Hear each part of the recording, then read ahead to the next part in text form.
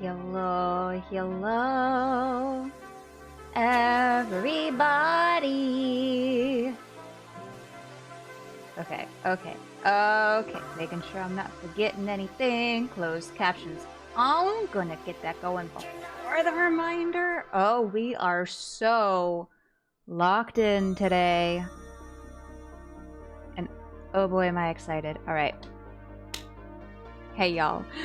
How are we doing? I am so excited. I did not originally expect we would be playing any more Best Served Cold today, but as we found out on Sunday, we're having a little bit of plans switched around for this weekend. We are not doing our usual Ultimate Modded Sundays tomorrow because one of our co-op farmers for Stardew is busy, and we're at a point in the game where we're shifting into a new season, and that's really kind of a time where in-game we need all hands on deck, you know? So that kind of just gave me an excuse to slip in some more Best Served Cold to this weekend, and tomorrow we will do what I had originally planned for today, which is hopefully wrapping up our Sims 1 Nostalgia series with the final 2 DLC that we have yet to play. it's a big weekend, and I'm very excited.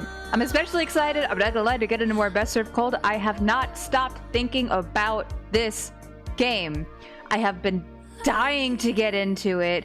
I'm kind of, like, part of me, like, of course I don't want to rush through it, but it's one of those, like, I want to see what happens, and then probably also off stream, I would kind of like to maybe go back through a little bit and, you know, like maybe try out some other dialogue choices or something.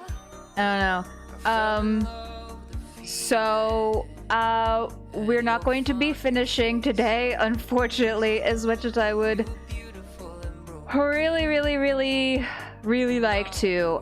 We will be playing the penultimate case today.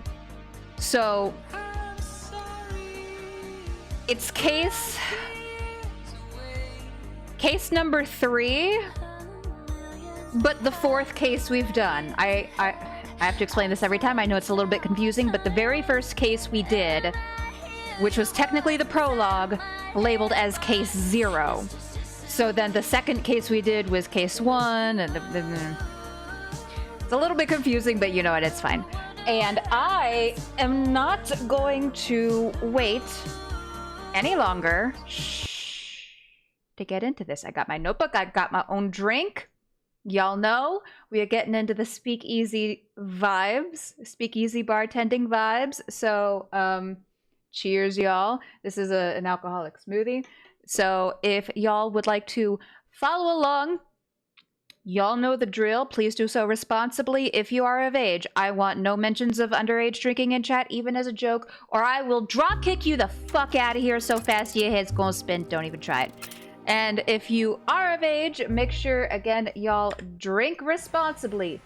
Bakovia used to be a star among cities. Shut up, Hugo! Historic, wealthy. Nobody asked you. Bustling with. Anyway. Know your limits, drink some water, have some foods, all that good stuff. Let's see. I gotta remember where I was. I was poking around a little bit off stream. Let's see. I was trying to figure out some of Peter's dialogue because he has me a little curious. I like me some Peter. We've been over that. I got my notebook. Where's my pen? There's my pen.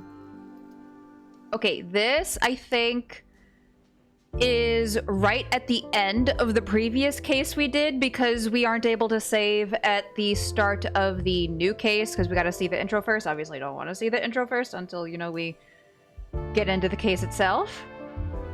Okay, so let's see where we are.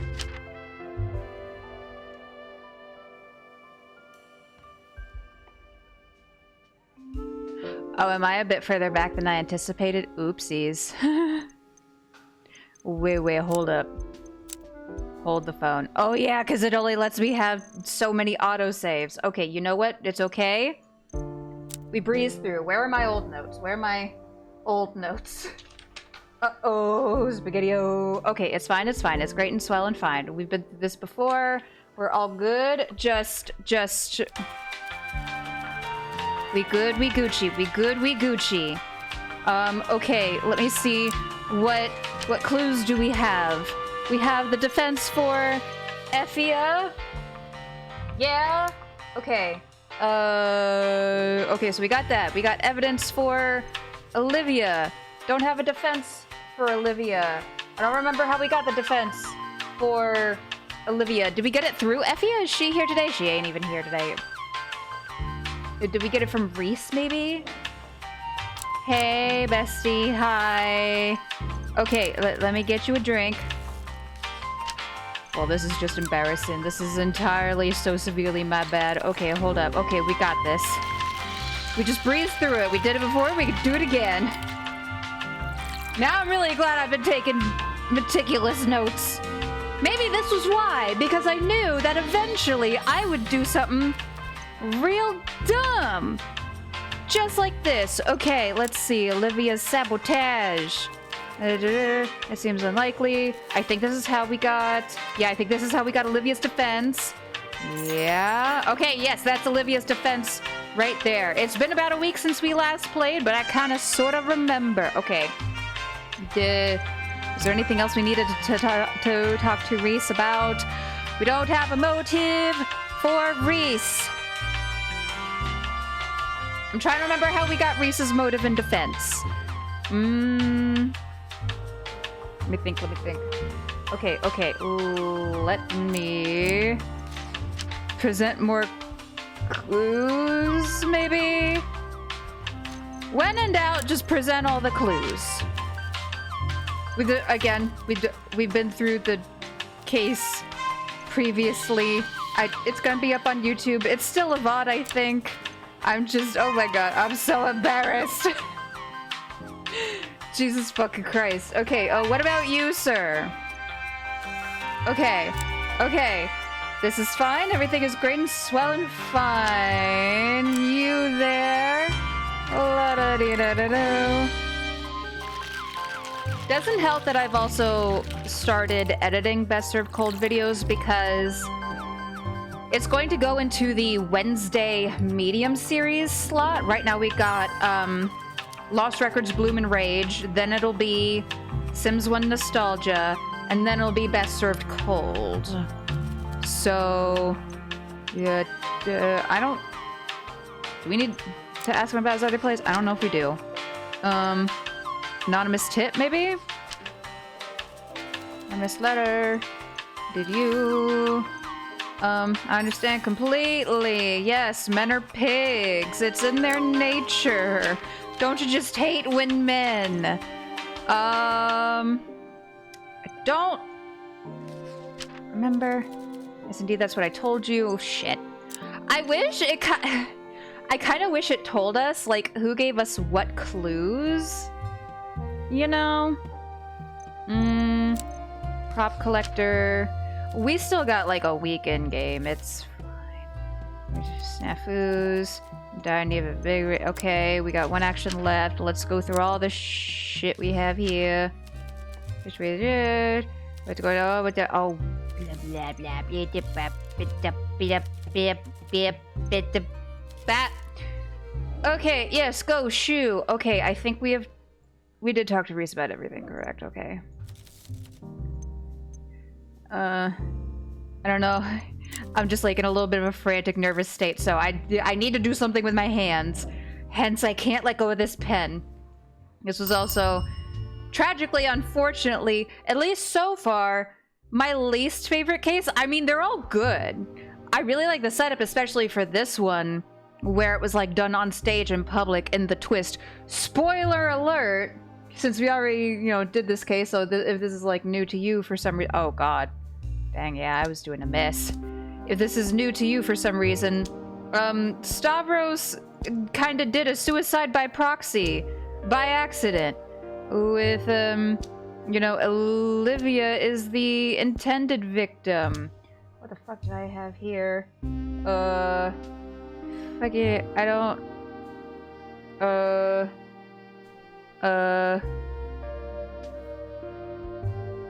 Jesus Christ, I don't know. Do I have anything else here? I have anonymous tip, self-defense, scripted... Okay, let's just clean the fuck up over here. Okay, I need,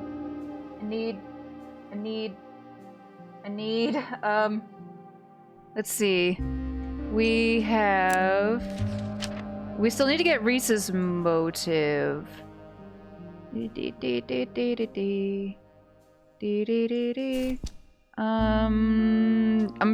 Gosh, it's been like about a week since I played the last case.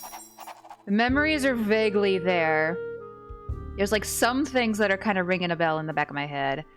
And then he was by the prop table. Yes, there we go. Blam, suspect number 4. And I think we need to bring that to Elena. Yeah, we need to bring that to Elena. What was I saying before? Oh yeah, so thus far, like, again, I like all of the cases. Don't get me wrong. However, this one has been my least favorite. That kind of seems to be sort of like a thing in, like, episodic games in general, but, also sort of for mystery games, there's, like, you know, a little bit of a lull in the middle, kinda. But for me, it's especially because Peter's not here. I like Peter. Okay, Elena. Hey, bestie. How you doing? Yeah, I don't give a shit about any of that. Suspect number 4. Yes, okay, yes. Oh, no, don't tell me about the... Fuck. Okay, so now we should have Bestie Stavros there. Okay, cool, great, wonderful. Get the fuck out of here. Okay, yeah,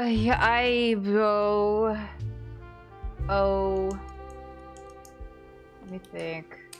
I need to,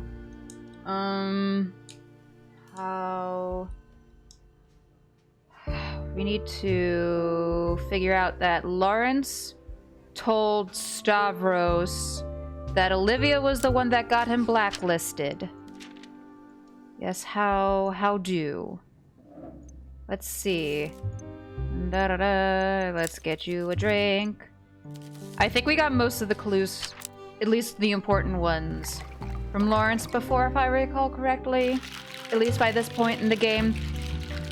I very distinctly remember needing to talk to him a lot and really not wanting to, and being upset that I had to talk to him a whole bunch. Okay. But hey, you know what? This just gives me even more time to have some sips and get into the spirit of it. Mm-hmm. Ah! I did a dumb thing. I did a real dumb thing. Okay, so the smoothie was not originally alcoholic. I literally just tried to mix it here in this little tumbler there. But I did the thing where I poured the smoothie in first and then topped it off with alcohol. Didn't mix it very well. Oh dear. Yep. I'm not fitting into character here. I would make a real bad bartender apparently, because I don't mix drinks all that well. Okay. Shit fuck. Yeah. Oh, let me think. I don't remember who I gotta talk to. Hey, Olivia. Let's see. Shouldn't take too long to get through this. Hopefully. Oh, I think what I'm especially kicking myself for is when I was like perusing through like some of the earlier cases off stream, just kind of going back through some of the things that we've already done. Like I was auto-saving and I noticed that my save got kind of little, you know, the auto-save that I had relied on at the end of the previous stream was no longer there. And I meant to come back before stream and like go through all this off stream. It was just, I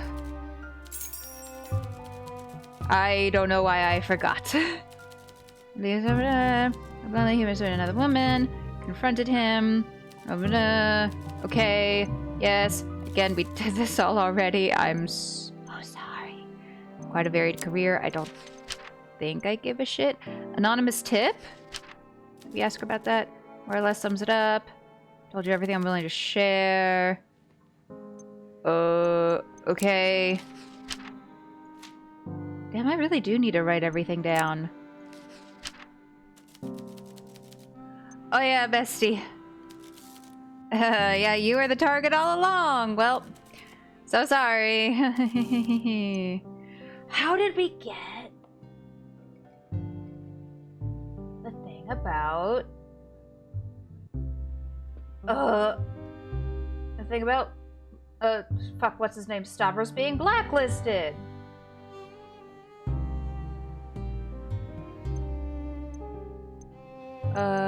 Okay, I don't think we need to talk to Effia. Let me just go ahead and save. Let me go back home.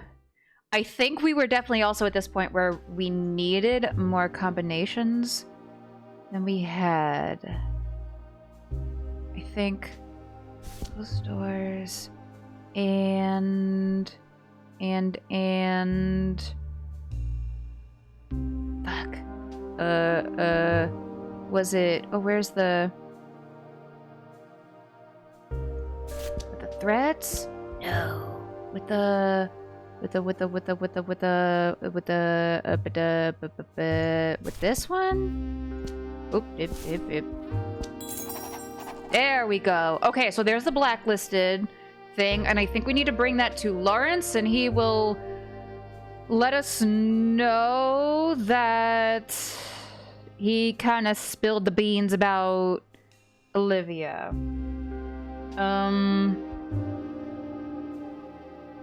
We're also missing props table. No. Hands on no. You. Was it? What else are we missing on Stavros? Not Olivia's motive. Raffine, but no, not that one. This one? Ooh, beach.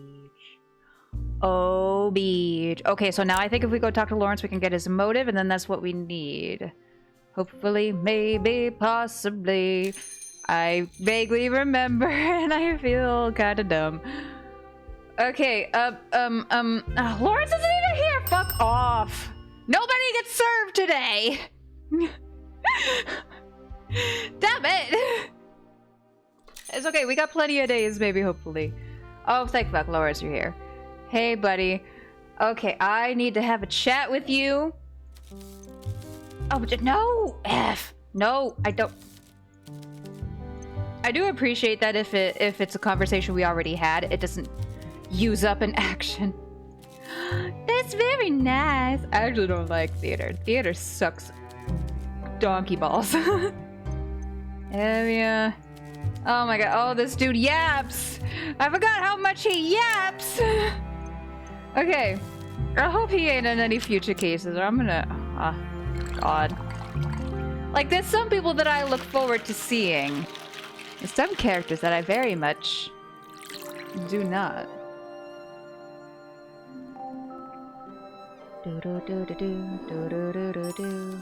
Okay, yeah, so you are a shit fuck.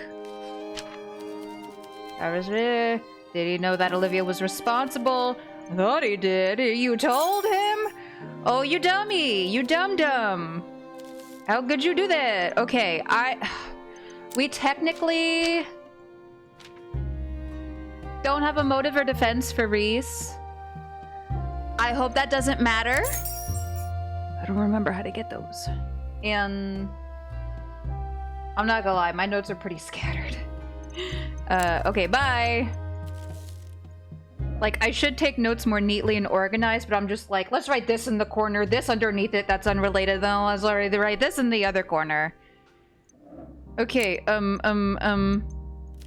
detective. Actually, no, wait. Goodbye. I think I need to... Oh, excuse me, go into the case. Submit case, yes. Oh, I need to present to Elena, that's right. Okay. Here's what I have found. I believe it is Stavros. Yes, Stavros sabotages a knife to kill Olivia. Yeah. Because Stavros is a piece of shit, as are all men in this case, apparently. Yes, I'm sure. Yeah. Okay, cool. Hopefully that does the trick. Like I said, I don't think we need to get the thing, as long as we can, like, pin it on the right person. I hope that's good enough. Okay, now, okay, we submitted the case. Oh, hey, buddy. Yeah, you tried to do this by yourself, and, it did not quite work out. Well, it's okay, Hugo. You did your best to get this to the station. Yes, yes. Okay. Yeah. You're a little too overconfident in yourself. Okay, cool. Now everybody get the fuck out. I'm doing real bad at my job. I ain't even serving people. Vincent might be a little upsetty with me. Alright. Skip to the deadline. Yes, yes, yes. We did the thing. Huzzah. Yes. Managed to find enough evidence. Affection be skyrocketing. I don't remember. It might have been on the Steam page where I read that we can have romances. All right, here we go. Okay, attempted murderer becomes victim because he is real bad. L, skill issue. My guy. GG easy, get good. Continue. A few months later, yet again. I mean, at least I guess there's a good amount of time in between these murders. Ooh. Oh, I don't like the whistling. It's giving killer frequency. Oh, Clara!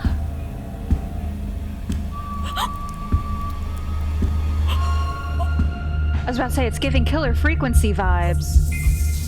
Bro, don't you dare touch Claire. We already lost Alina.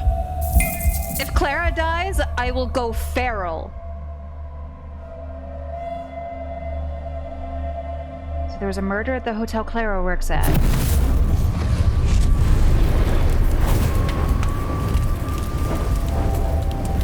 Ooh.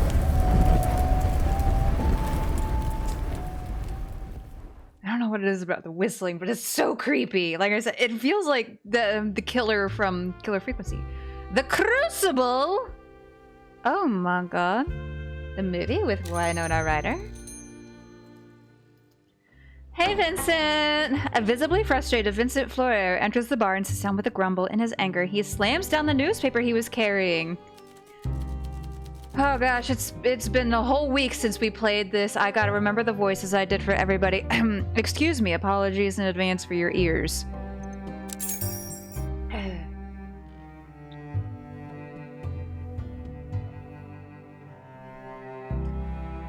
Oh, I really should have mixed that. Do I have like a... I don't even have like a spoon or something over here. I don't want to use my pen. Oh, here we go. I have a makeup brush. It's pretty dusty. Let me... This might be a little gross. Y'all avert your eyes from this heathenry. Okay. Yes, I'm mixing my drink with the back of a makeup brush. Just... I am that white trash, okay? I just don't need all the vodka at the top, alright?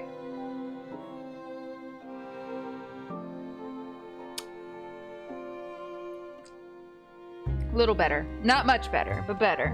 Alright. Alright, here we go.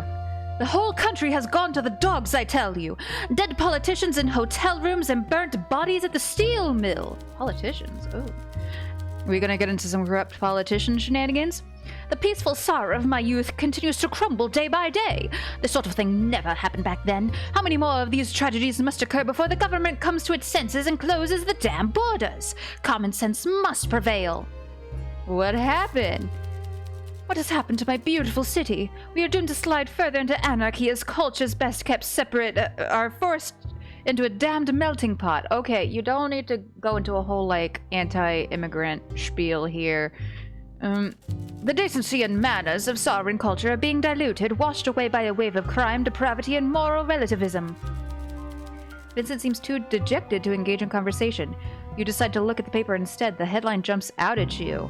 Ooh, double murder. Today, police release a statement regarding the discovery of 2 bodies in the capital city of Bukovi. Ooh. So someone at the hotel and then the person at the... He said a steel mill was... The second one, I guess. Ooh. Gangster Roddy Gelvin escapes police custody. Ooh. Ooh. Wait, hold up. No, I want to read this.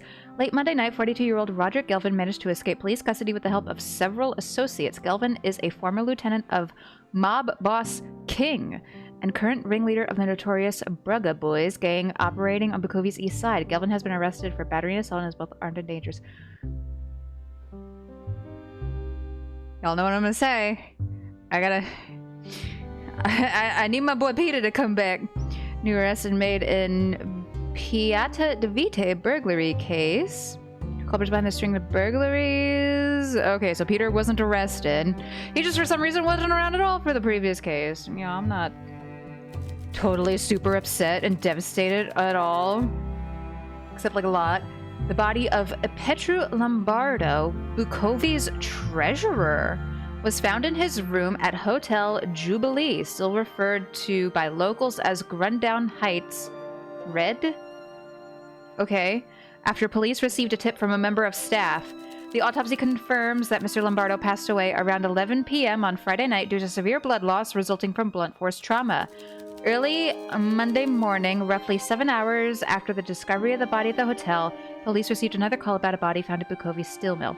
So it does seem like that there's, you know, potentially some misdirection shenanigan type things going on, but I mean, the whistly dude with the trench coat and the hat, it seems like he probably did both. So this is like, this is the penultimate case for the game. This is 4 out of 5. So we ramping it up here with a double body count.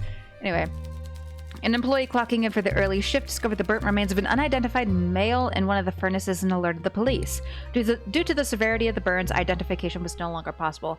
This is the 1920s. I want to say DNA testing wasn't available until like the 80s. I don't even know if they had fingerprinting yet for crimes around this time. They might have. I don't know. I just know DNA was like a long ways off. So, you know, we got that working for us.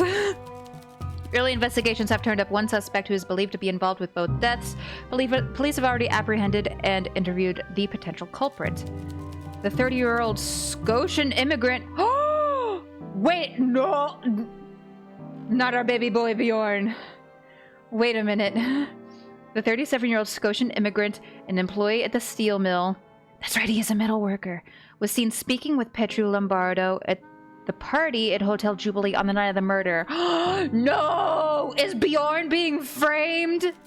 The suspect has since left police custody after their bail was paid, though they're forbidden from leaving the city for the time being and must answer any and all summons by investigators. Is this about Bjorn? Of course, terrifying, isn't it? How many more violent ruffians are clamoring into our country while we are distracted by this sort of... Vincent, I'm pretty sure we had to talk about this in the last case, where you need to, like, stop being such a shithead towards immigrants. Bjorn is a good boy. He's a good noodle. Oh. Clearly, Scotia is filled with thuggish brutes that see it fit to solve their disputes with violence and bloodshed. This Bjorn is one of the thousands opportunists who would use our bleeding-hearted nature to take root here, bringing their ghoulish ways with them. So, Bjorn is out on bail. So we might actually... Ooh, yeah, we're probably gonna see him. I thought you liked Bjorn. Once again, unscrupulous individuals took advantage of my gentle and fair nature. No more! I will be more cautious of foreigners from this point forward. Bro, you seem convinced Bjorn is guilty. It's hard not to be when investigators have such damning evidence. Did you read the article? Two people seen together, one later dies. That's not exactly, you know, like, real convincing evidence. Do you think Bjorn is capable of murder? All the evidence points towards the fact. Look at the size of the man, his capacity for violence, and he hid it well under that gentle giant act. Bjorn fooled us all. The old mantra of innocent until proven guilty looks nice on paper, but in obvious cases like this, it's best to make an example of the culprit and just get it over with. Someone has to send a message that the good people of Sara have had enough. An example for who exactly? You've never seen this expression on Vincent's face. More like a snarl than a frown. He can barely keep himself in check. Something has been eating away at him, and now it is all coming out. Anyone who believes they have the right to come into my country and disregard the laws and customs of my land. Vincent, I'm really starting to like you less, my guy.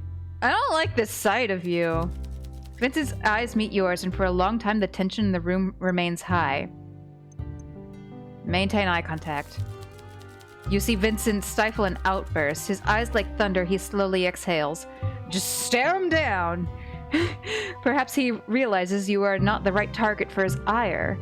His expression briefly softens before he breaks eye contact and wordlessly leaves the bar. Well. Lucas! Oh, my favorite gay! Oh my god. Oh. Jesus Christ. I feel like the saying careful what you wish for really applies here, because both Lucas and Bjorn have barely, lightly, if at all, been involved in the past couple cases, and now we got one that focuses on Bjorn. And I was like, I wonder if, eventually they're going to be more involved with the case at some point. Whoops, my bad. A visibly disturbed Lucas enters the speakeasy. Rather than sitting down at his usual spot, he immediately approaches the bar, his forehead covered in sweat and his eyes wide. Bartender, I need your help. Oh, it's not me who needs it, it's Bjorn. You have to help him, he's innocent. Take it easy, Lucas. How could I be calm when Bjorn is treated like a murderer? No one is listening to me. Oh, thank fuck he is standing by his man. Let's see. Just take a breath. I hope you could put your skills in use and help him. I just don't know what else to do anymore. Would a drink help? No, not at the moment. Not when Bjorn's freedom's on the line. I've noticed you and Detective Mertens working together, I know he trusts you. You've been working cases with him since I first came here. And I've seen you help Elena Ernest investigate too. Sure enough, during both cases, Hugo figured out what was really happening, but I know better than to believe he did that all by himself. All I ask is that you get Hugo to hear us out. Everything about this investigation is moving so fast. If you could just slow things down a bit, it'd buy us more time to find the truth. We don't have any proof yet, but we just know there's something fishy going on. The media, the constabulary, they were all so quick to pin this on Bjorn. They jumped on him right away. The evidence was thrown together, the arguments weak and hasty. They're rushing to a conclusion, the wrong one. We have to prove them wrong. I believe in Bjorn. Yes. Exactly. He was with me the entire night at the party. How could he have murdered anyone? But the media and investigators refused to listen to me. I'm glad you have opened up to my pleas. Bjorn is not a violent man. I'm glad you see it too. So please, I don't know what else to do. Who else to turn to? I'll talk to Hugo and sort this out. You will? Oh, thank the goddess. I'll go see Bjorn right away and tell him the good news. How's our baby boy holding up? Not great. I paid his bail, but when they opened his cell, he barely looked at me. I thought maybe he would be happy to see me or relieved. He just seems numb, beaten. He keeps telling me he will be ground down in the machine. I don't know what he means exactly, but he is morose, thoroughly gloomy. I suppose it's the only good news we have had. Maybe telling him you are on the case will help, though I think getting out and having a drink to settle his nerves would be beneficial too. Okay, so we are at 50% of it. Oh my god, everybody's coming to see me. Hey, Sandra! Our tutorial character, great. Sandra Fisher descends the staircase once more. You haven't seen her for a while. That's right, she kind of does this thing the past couple cases. So I'm pretty sure she's kind of like the tutorial-esque character to maybe kind of like come in and introduce some new mechanics or advice, maybe. Haven't seen her for a while. She looks around the bar, then approaches you with a serene smile. Welcome back, Sandra. This place is buzzing, yes. With, I think, like, 2 whole people. There's Miss Feng Bei and somebody I didn't see over this way. Every time I come here, I think maybe it'll be quiet or gone, and you'll have moved on. I'm always glad to be wrong. This place smells nice, too. Sandalwood or cinnamon? Most speakeasies just smell like spilled beer. This place smells like... well, it smells like someone cares what it smells like, if that makes sense. How have you been? Things are looking up. Kind of. I'm glad to hear it. I always found I make better drinks when I was in a good mood. People often underestimate how their mood can affect their whole day. I trust you've noticed this when talking to your customers? Yes. They can have their mood soured in the morning, then carry that with them the whole day. But in the evening, slipping them that favorite drink can turn their whole perspective around. Did you know the opposite can also be true? The opposite? People think denying their feelings and putting on a happy face will make their problems disappear. As a good bartender, you sometimes need to break through that facade to get them to open up. You have to make people want to rant a little to get it off their chest. Ooh. So last time she taught us that sometimes we shouldn't get people full-on drunk, just a little tipsy, kind of somewhere in between. Now she is telling us that sometimes we might need to get people in a bad mood, I think. Ooh. Consider me interested. How do I go about that then? I think the only way I know of is to Make a bad drink, which I've never done before. Ooh, that might hurt me a little bit. I think occasionally also bringing up like some evidence or topics of conversation that they don't like, but again, that's a little hit or miss. Back when I was tending bar, I might have occasionally filled my shaker with a few wrong ingredients to ruin the flavor on purpose. The bad drink shook them out of their reverie, often opening the door for deeper insights. Helping them to spill their guts brought them relief. Being a good bartender is about more than pouring drinks, you know. It's about listening, too. The information was sometimes useful, sometimes just interesting, but sharing always made them feel better. What did you do with this information? I improved the drink they received next time to ensure it was unforgettable. Flavors perfectly tailored to their taste that would just not be possible without them opening up to me about their life. Interesting. Hey, we all have to experience bad days sometimes. I have to force a bad mood on people. That feels ooh. Or the good days will lose all meaning. Part of being alive is to be able to experience all feelings, good and bad. You've given this a lot of thought. I have a lot of time to think, though I must say it's a lot more fun being able to share these musings with a fellow bartender. On the topic of thoughts, have you heard the recent news about the double murder? It's been on my mind. It's hard to avoid. A strange case, don't you think? 2 murders in 2 completely different places, yet the investigators have pinned them both on a single man? Oh, damn. And you know Bjorn, right? As do I, a little bit, so it must be difficult for you too. Is he really a criminal? I think the developers needed to have just one more pass through the subtitles. It's fine. Or just a man wrongfully accused. Do you think the constabulary is onto something? I'm still probably pronouncing that word wrong. Or do you believe he's innocent? Bjorn would never kill someone. It's noble of you to have faith in one of your patrons, but don't let your affection for him blind you, of course. Have you ever considered the idea you might be serving drinks to a criminal? I mean,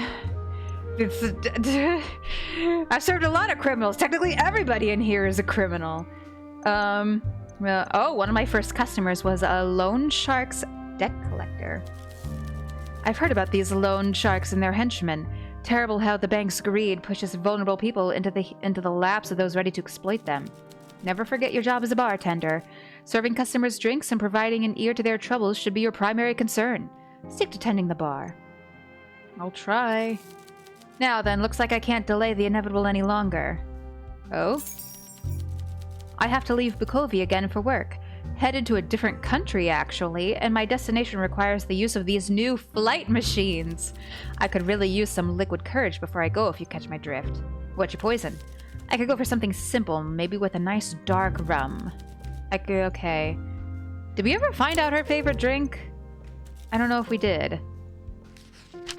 We didn't. If.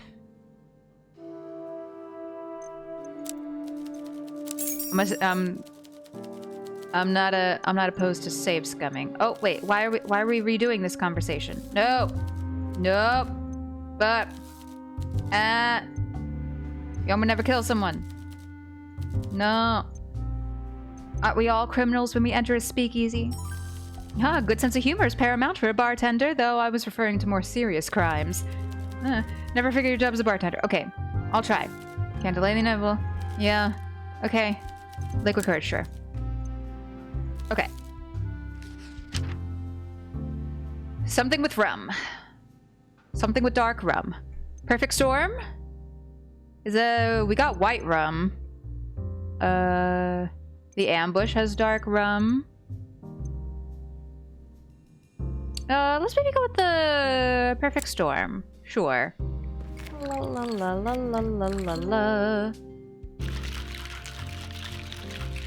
This girl's a little difficult to pin down because we only see her like once per case. So we don't get a lot of opportunities to try to figure out her favorite drink. Eek. Bitter, a little sweet, fresh. Damn it. I don't think I could mix something this good. Did we figure it out? Wish me luck, bartender. Keep an eye out for me in the papers. If you see any reports of a crashed vehicle, well, consider this place to have one less customer. Let's hope it doesn't come to that. Oh boy. Oh! Oh, the priest is back! Have we? We haven't seen him since the first case. That's right. So, and since we played as a different character in the first case, Oh, we're starting from square one here in terms of affection. A miserable priest sits down at the bar. Despite not having served him, you can smell a strong scent of alcohol from him. Excuse me, father. Are you lost? The odds of the goddess I am. But when it comes to my selfish, personal desires, a speakeasy serving alcohol is very much my intended destination. I see. I believe we haven't been acquainted yet. I am Father Lacey, but please, just call me John. The title of father rather feels like an ill-fitting jacket on me. Oh, what about Daddy? No. Nice to meet you, John. Now that we have disposed of the pleasantries, let's move on to the real reason I'm here. Libations. Right. With everything going on, I require something strong to get me through the week. What sort of flavor do you like? Flavor? Who drinks alcohol for the flavor? Just strong then, right. He wants something to drown his sorrows. I do remember this. Okay. Again, I shouldn't go for the royal flush. We gotta be smart here. Just because they say, hey, I want something strong, that doesn't mean we should just immediately go for that. Because if it is too strong, then they will immediately go home.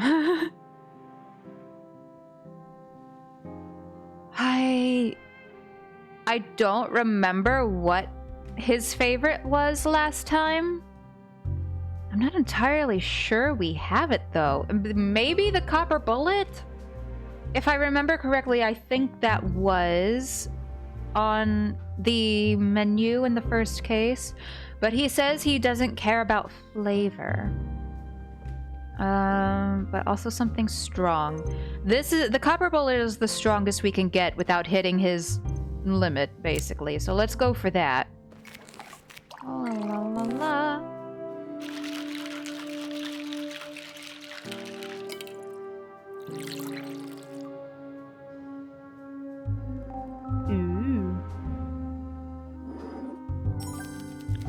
All these unorthodox flavors are wasted on me, I'm afraid. Still, I'll down it all the same. Should have followed my gut. F. With everything going on, I require something strong to get me through the week. Okay, cool. We have 4 actions.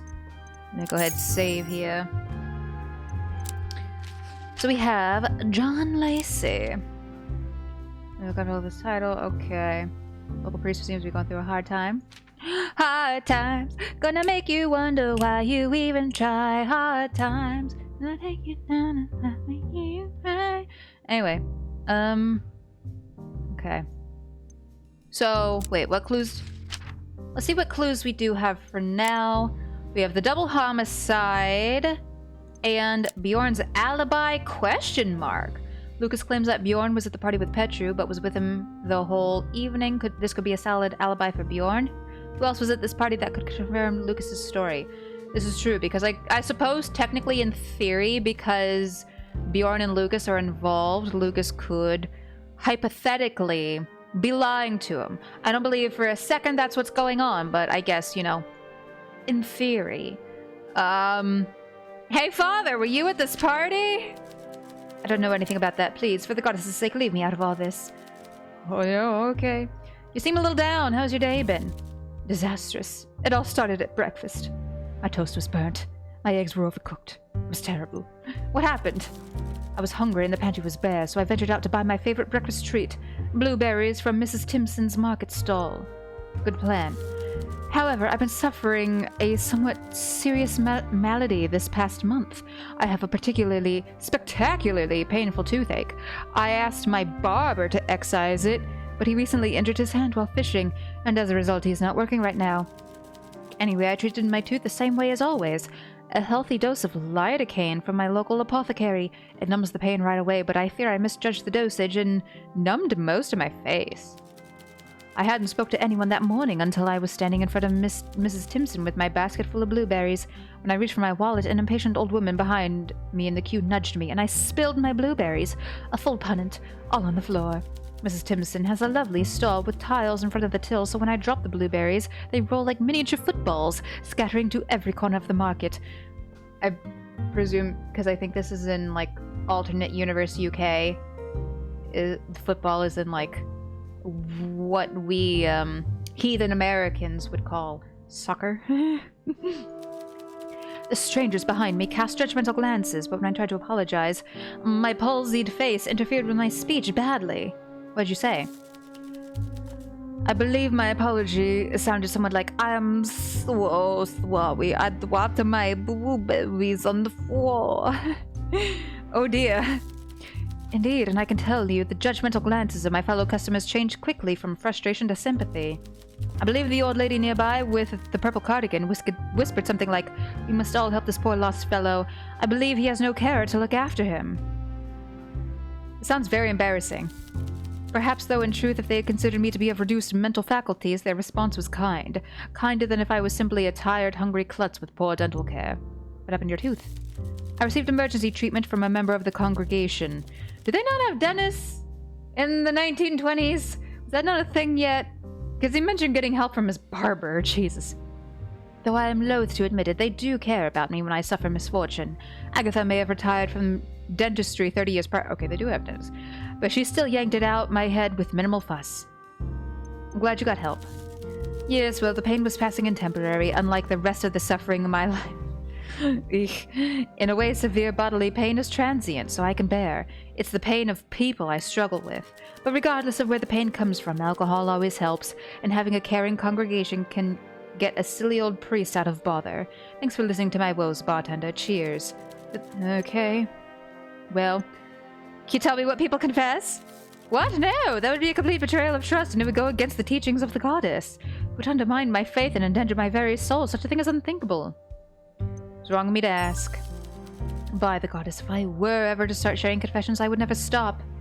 Why? He did by accident. In the first case, I think he blabbed on something for Olivia. Because the complaints of my flock are endless. You cannot comprehend the depths of these people's capacity for self-sabotage, complicity, jealousy, carnal perversion, and unrestrained vice. And they complain constantly. Do I not have reason to complain too? Of course I do. And yet you don't hear me whining about my misfortune, burdening any willing listener with my woes. That's true. I mean, I'm not gonna say it. I try my best to stay cheerful and light of heart, but these people... What's so bad about them? It is more than my job. It is my life's purpose, and I endure it. You would not believe the things my flock shares with me. Try me. Well, let's keep this purely hypothetical to maintain anonymity. Imagine a man struggling with feelings of depression and purposelessness, and he is a farmer. He gets to spend all his time alone in nature, and he has so many carrots. As many carrots as he could eat. Dude likes carrots, apparently. How could anyone in that situation be unhappy?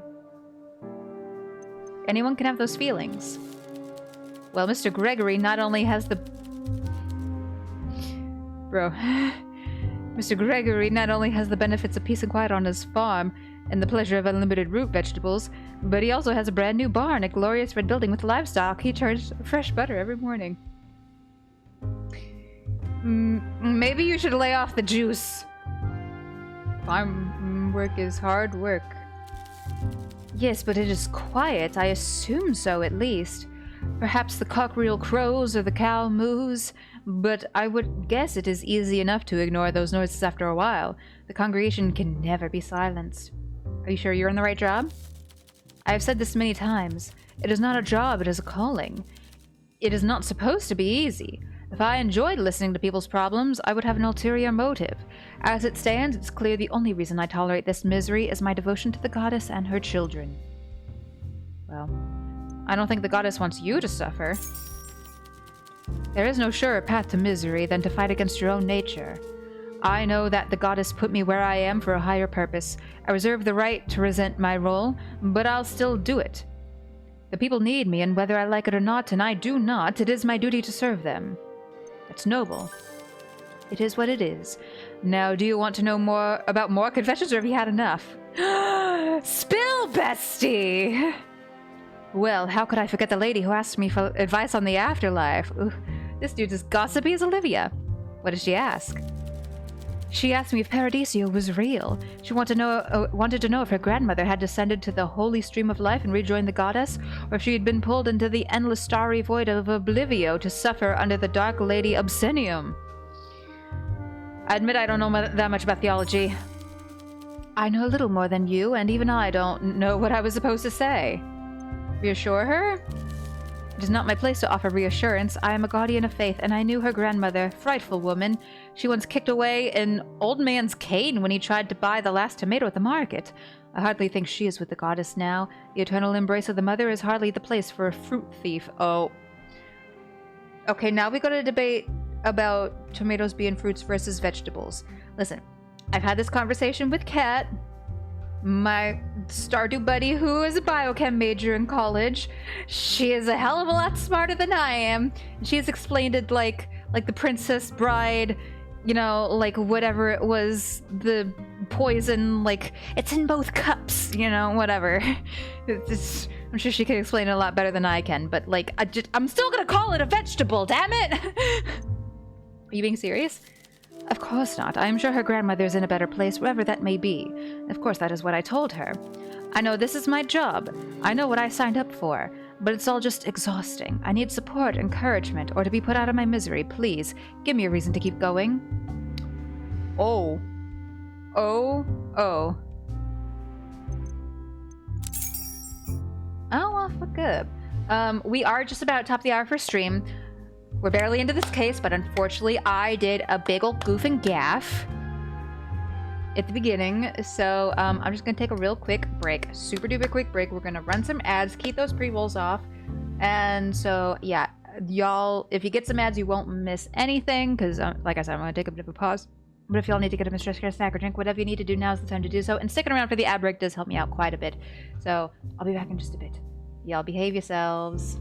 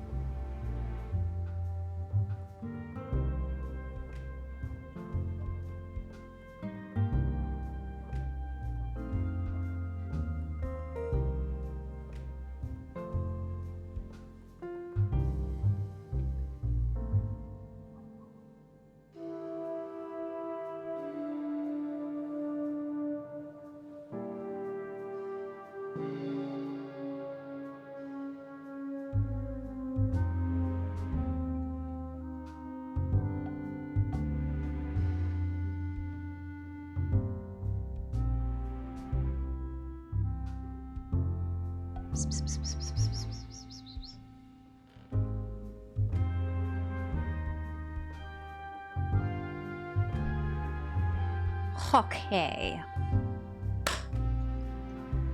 Whew, I'm already getting all a bit sweaty. It may just because it's summertime or because, you know, I was doing a little pre-gaming before the stream, but oh boy. I think probably the result he would want to hear is this one. It's supposed to be hard. The harder it is, the more you're helping. Yes, perhaps you are right. In fact, I am sure of it. All truly good advice tells you exactly what you don't want to hear. Dang, we make a good progress for our first ever conversation with this dude. We didn't even make him a drink he likes. I thank you for your efforts to buoy my spirits, bartender. A doomed effort, but one which you engaged in with genuine concern and thought. I simply must endure. I'm confident that even if most days don't feel like I make the world better, I am at least not making things worse, I hope. With everything going on, I require something stronger. Yeah.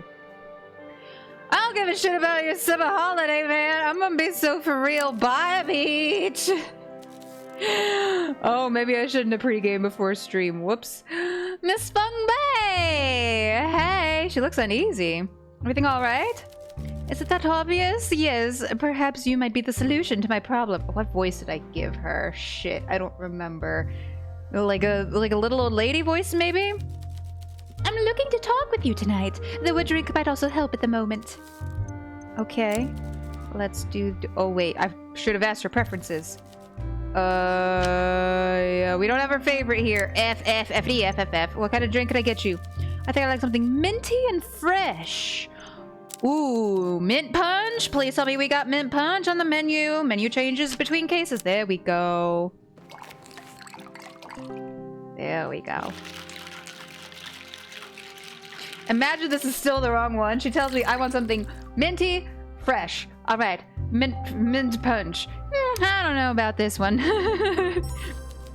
Delicious. You're quite the skilled mixologist. I should bring you some teas. Perhaps your clientele might like it mixed in with something alcoholic. Okay. You mentioned problems. Oh, don't worry too much about that right now. I'm feeling more cheerful now that I'm settled. Maybe my problem isn't worth dwelling on. We gotta fuck up her drink next time. Oh. Not when it might spoil the evening. Feng seems intent on keeping her happy mood going. Pushing her towards a bad mood will make her more talkative. I see. Oh dear. Okay, well then. Can I ask you about these? Maybe this will put her in a bad mood. I read about this in the papers and heard it on the radio. People even whispered about it in church. A politician dying in such a brutal fashion has everyone worried. Do you believe that Bjorn did it? Of course not. You shouldn't lend credence to that sort of nonsense, dear. A foreign laborer is an easy scapegoat. It's as simple as that. So true. Absolutely true. Bjorn's alibi? Hey, were you at this party? Oh, could it be so simple? One wonders why Bjorn is even under suspicion if he has this kind of alibi going for him. My thoughts exactly. I guess how's business? Good, thank you for asking. Things have picked up since we lost Alina. The loss of such a bright light in our community darkened all our hearts, but time and tea helps us heal. She won't be forgotten. And though we miss her deeply, now when we talk about her, it's with fondness for the young... I just realized the person I'm playing as now never got to meet Alina before she died.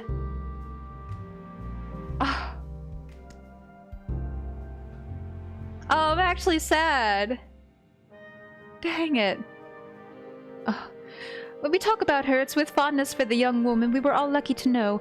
It's still not as busy as before the unrest, but the regulars are floating back, and some of them even play on the chess set we leave set up in her honor. Stop it! I can't get this emotional so early in a case. I decided against selling coffee. It is not the right fit for me or the terrace, but changing the decor is on the cards. I painted the wall a lovely bright yellow. You painted it? Yes, it took me a while, but I got there. I'm fitter than I look, and I have an ulterior motive. I hope one of my old favorite customers comes back to see it soon. Maria loves yellow, and I would be happy to have her back in the terrace. Have you talked with her? Yes, and I've talked with her #1 fan.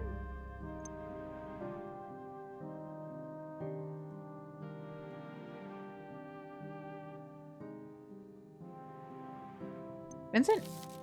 No, Vincent is very fond of her, but I meant someone else, Clara. That's right! At the end of the first case, they were kind of, you know, getting a little close there. Or at least Clara was interested in her. The two are good company for each other. Clara is keen to make a good impression on Maria, and she's a good girl. Maria needs a friend right now. And I worry about Bjorn, too. I hope he comes to visit soon. I will make sure he feels welcome. Good. I don't trust the government in Sara or anywhere. I feel there is more going on here than we know. I have had my brushes with espionage back in Huaxia. I smell a cover-up. Ooh, government cover-up? Any evidence? None at all, dear. It is a feeling, but I trust my gut, and I trust the youth of Bukovi. Bjorn and Lucas are fine young men. I hope they find peace soon and receive restitution when Bjorn is proven innocent. It has been delightful, but I must be getting home. Okay. Well, that'll do it for today, I guess. I don't suppose we, have any connections we can make with the 2 whole clues that we have? Nope, didn't think so. Hey, you never know. Might as well try. Okay,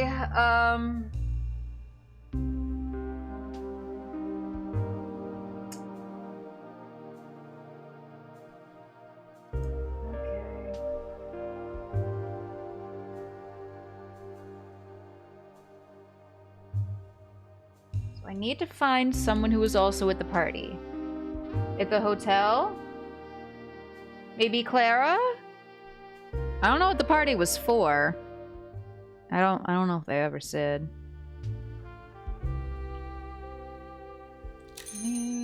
Oh, hey, Hugo. Hey, buddy. Hugo Mertens descends the staircase into the speakeasy, looking at you with mild confusion. As he approaches the bar, you see he's holding the note you sent him the night before. I got your message. You're lucky I recognized your handwriting from the case reports. You wish to speak in private? Yes. Repeat everything from Lucas's plea, ensuring no details are left out. Hugo listens with patience and composure. Well, as you can imagine, everyone on the force is aware of these events.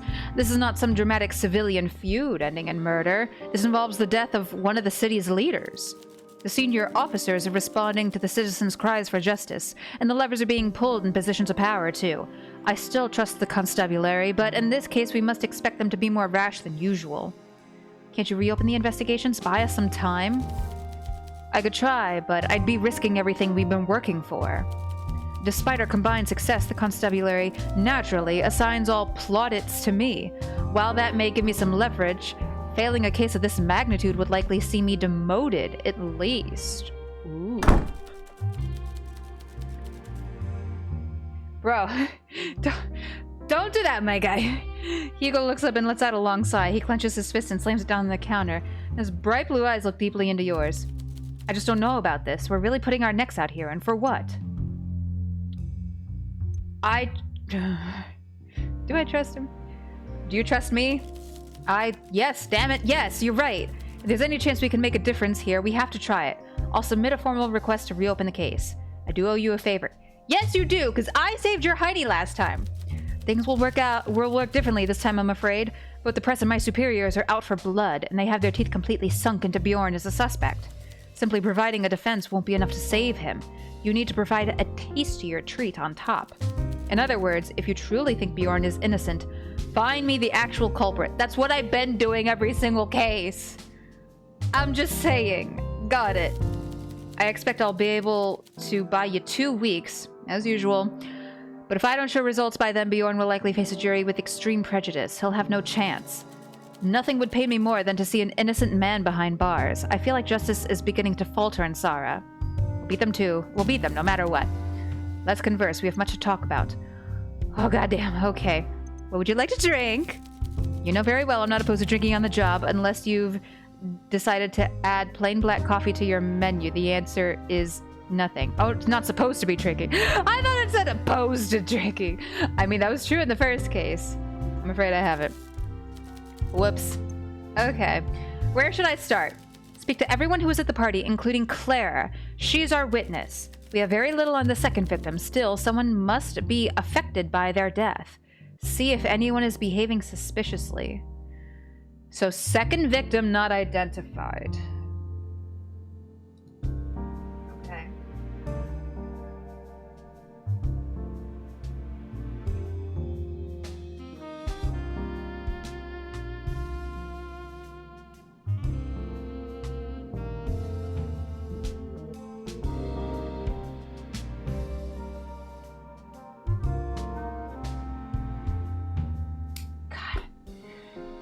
Fucking chicken scratch. That's also my problem when I try to take notes, is that, like I said, I'm not very organized. I don't like keep to a line or something. I'll just like go to the corner and be like, nya, nya, nya, nya, nya, nya.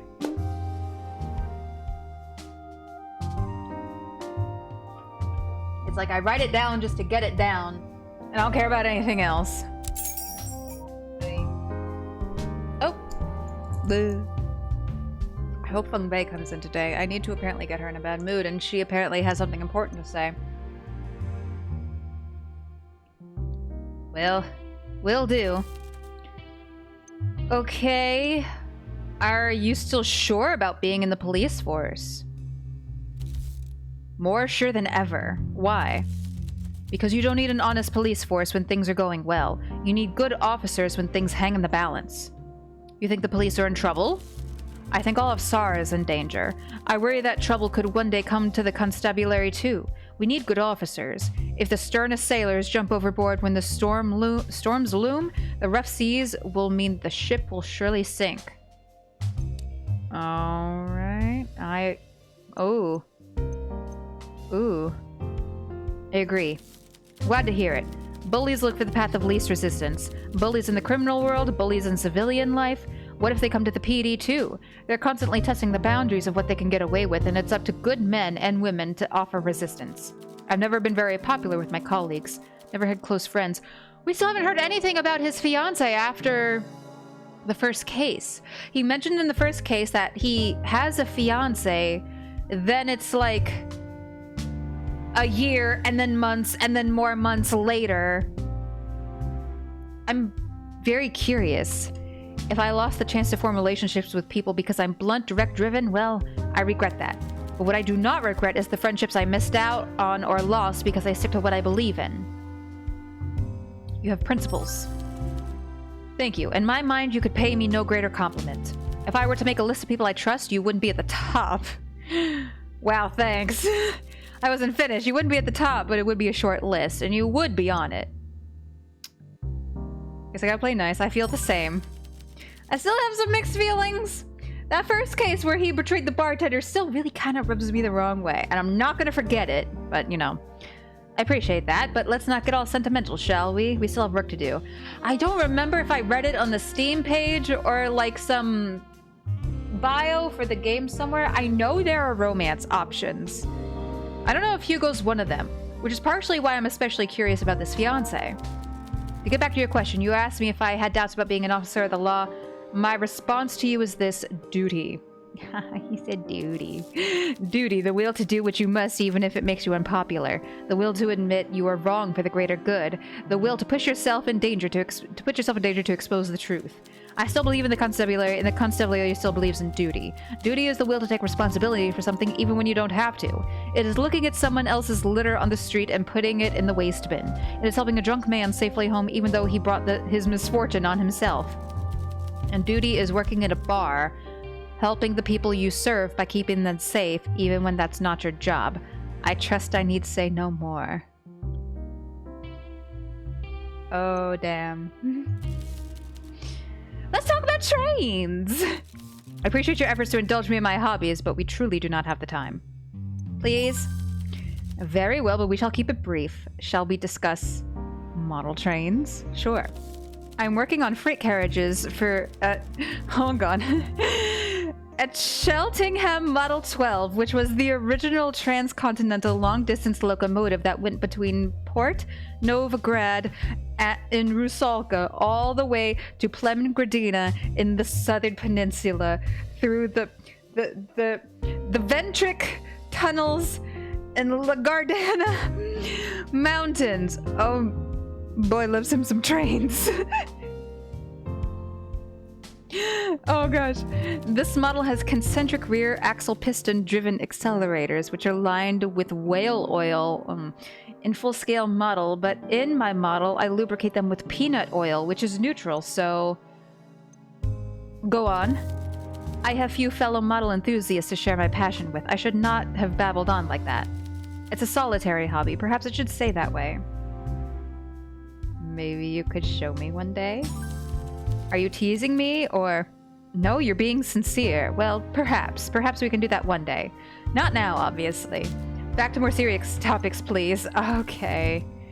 Well, we talked about everything. Oh, no, wait. No. Wait, hold up. No, I should probably ask him about the clues. Double homicide. Yes. Bakovi's treasurer brutally beaten to death, and a second victim yet to be identified. Beaten to death? Like, just full fists and everything? Ooh. Is it any wonder the press is all over this case? We have our work cut out for us. Where should I start? Speak to everyone who was at the party, including Claire. She's our witness. We are very... Yes, we... Okay, yep. Okay, we talked about that. And then Bjorn's alibi. Normally, I wouldn't look a gift horse in the mouth. An alibi is an alibi, but it does feel suspiciously convenient, doesn't it? Let's see if anyone else who was at Hotel Jubilee that night can confirm this. Okay. Now we've talked about everything we can talk about. Yes. Both have lots of work to do. Clara!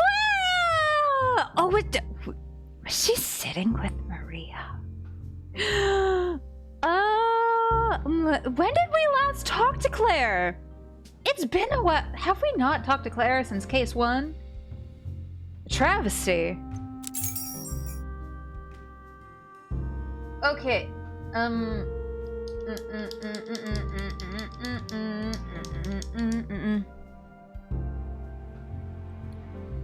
The doorbell chimes, and your former co-worker Clara Salo descends the stairs. As soon as she sees you, she hurries to the counter with a big smile. Oh, that's right! Oh! Yeah, it was mentioned in this character's first case that we used to work at the hotel bar. Oh my gosh! Claire, long time no see! Fancy seeing you here! Well, it makes sense. Ever since you were let go from the Spire Lounge, I figured you'd turn up in a place like this. How have you been? Pretty good. At least one of us has some prospects. Damn, I gotta find a better gig. Something cool like you, but not exactly like you. What's up? Hey, don't mind me. I don't want to kill the mood this early in the evening, especially when we're in the middle of a reunion. Say, any chance of slipping me some freebies again? You know, for old time's sake? Sure, anything for a friend. Oh, I was kidding, but thanks for the offer. I wouldn't rip you off or take advantage. You're nothing like old Mr. Muldoon in the Spire bar with his secret bottle of Vinculum Red. You know, me and Saber were drinking it and refilling the bottle with vinegar. If I had known you were the new bartender, I would have come sooner. I'm not much of a drinker, but this place has a buzz about it, even if it's been a bit dangerous around here recently. What have you been up to? Bartitsu, of course. I'll tell you all about it when you have some time. Oh yeah, she's like martial arts person. Looking forward to it. Okay, what sort of drinks do you want? Oh, the one I really like is the copper bullet. Yes, I got you, fam. Yes. Okay. Hell yeah. I'm so glad to talk to Claire again. I feel like a lot of these characters, either I really like them or I really don't like them. There's a few I'm kind of neutral about. Claire's one of the ones I really like. Really good. I could drink 10 of these. I won't, but you gotta know that I could. Okay. You mentioned work not going well? I'm too clear-headed to go back to those memories, barkeep. Oh, we gotta get her drunk. If she was less sober, maybe she would be more talkative. All right. Ooh, if you say so. Who you close with, Clara? Here at the nightcap? I guess here or anywhere. I've been playing chess with Maria. Oh, great. I know. I don't really seem like the bookish sit at a table and move we fellas around type. I'm not exactly an intellectual. I didn't say that. Ah, thanks, bud. Appreciate your support. But Sifu I think that's Sifu is sensei, teaches me that every skill you learn in Bartitsu can be applied to your everyday life. You got laundry to do, and then you have an opponent in front of you, and some hard work ahead. Break it down, don't give up, and sweep the leg, or the socks. Your boss is writing you for being late? Well, that's a high-pressure situation. Words are weapons, and accusations are attacks. Be nimble, don't let him pin you down, and try to redirect his offense. Use his own moves against him. I was late? Yeah, I guess that's why I saw you smoking out back where it's forbidden. Oh, shit. Anyway, chess is a game of wits, and you don't win by being passive. You gotta be bold. At least that's how I play. Maria says I need to slow down and learn patient defense, but that's not really my style. Also, I don't care about winning that much. I'm never gonna beat Maria. She's so smart, but when I make big moves, she kind of smiles and... well, that smile, damn, it just lightens up the room. Let's go, lesbians! Hell yeah! She's been through so much. I just want to look after her. Protect her, you know. She's been behind this big cloud for so long, but I can see the sunlight peeking through. She's getting lighter, coming back to life. Oh. Aww. He sounds like someone has a crush. I'm gonna save. I don't want to fuck up. I don't want to fuck up. I don't want to fuck up. I don't want to fuck up. Sounds like someone has a little crush. What, her? Me? I don't know what you're getting at. Oh.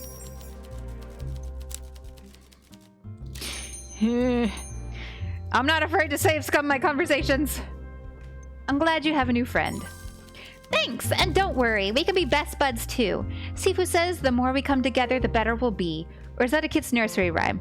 Either way, it's good advice.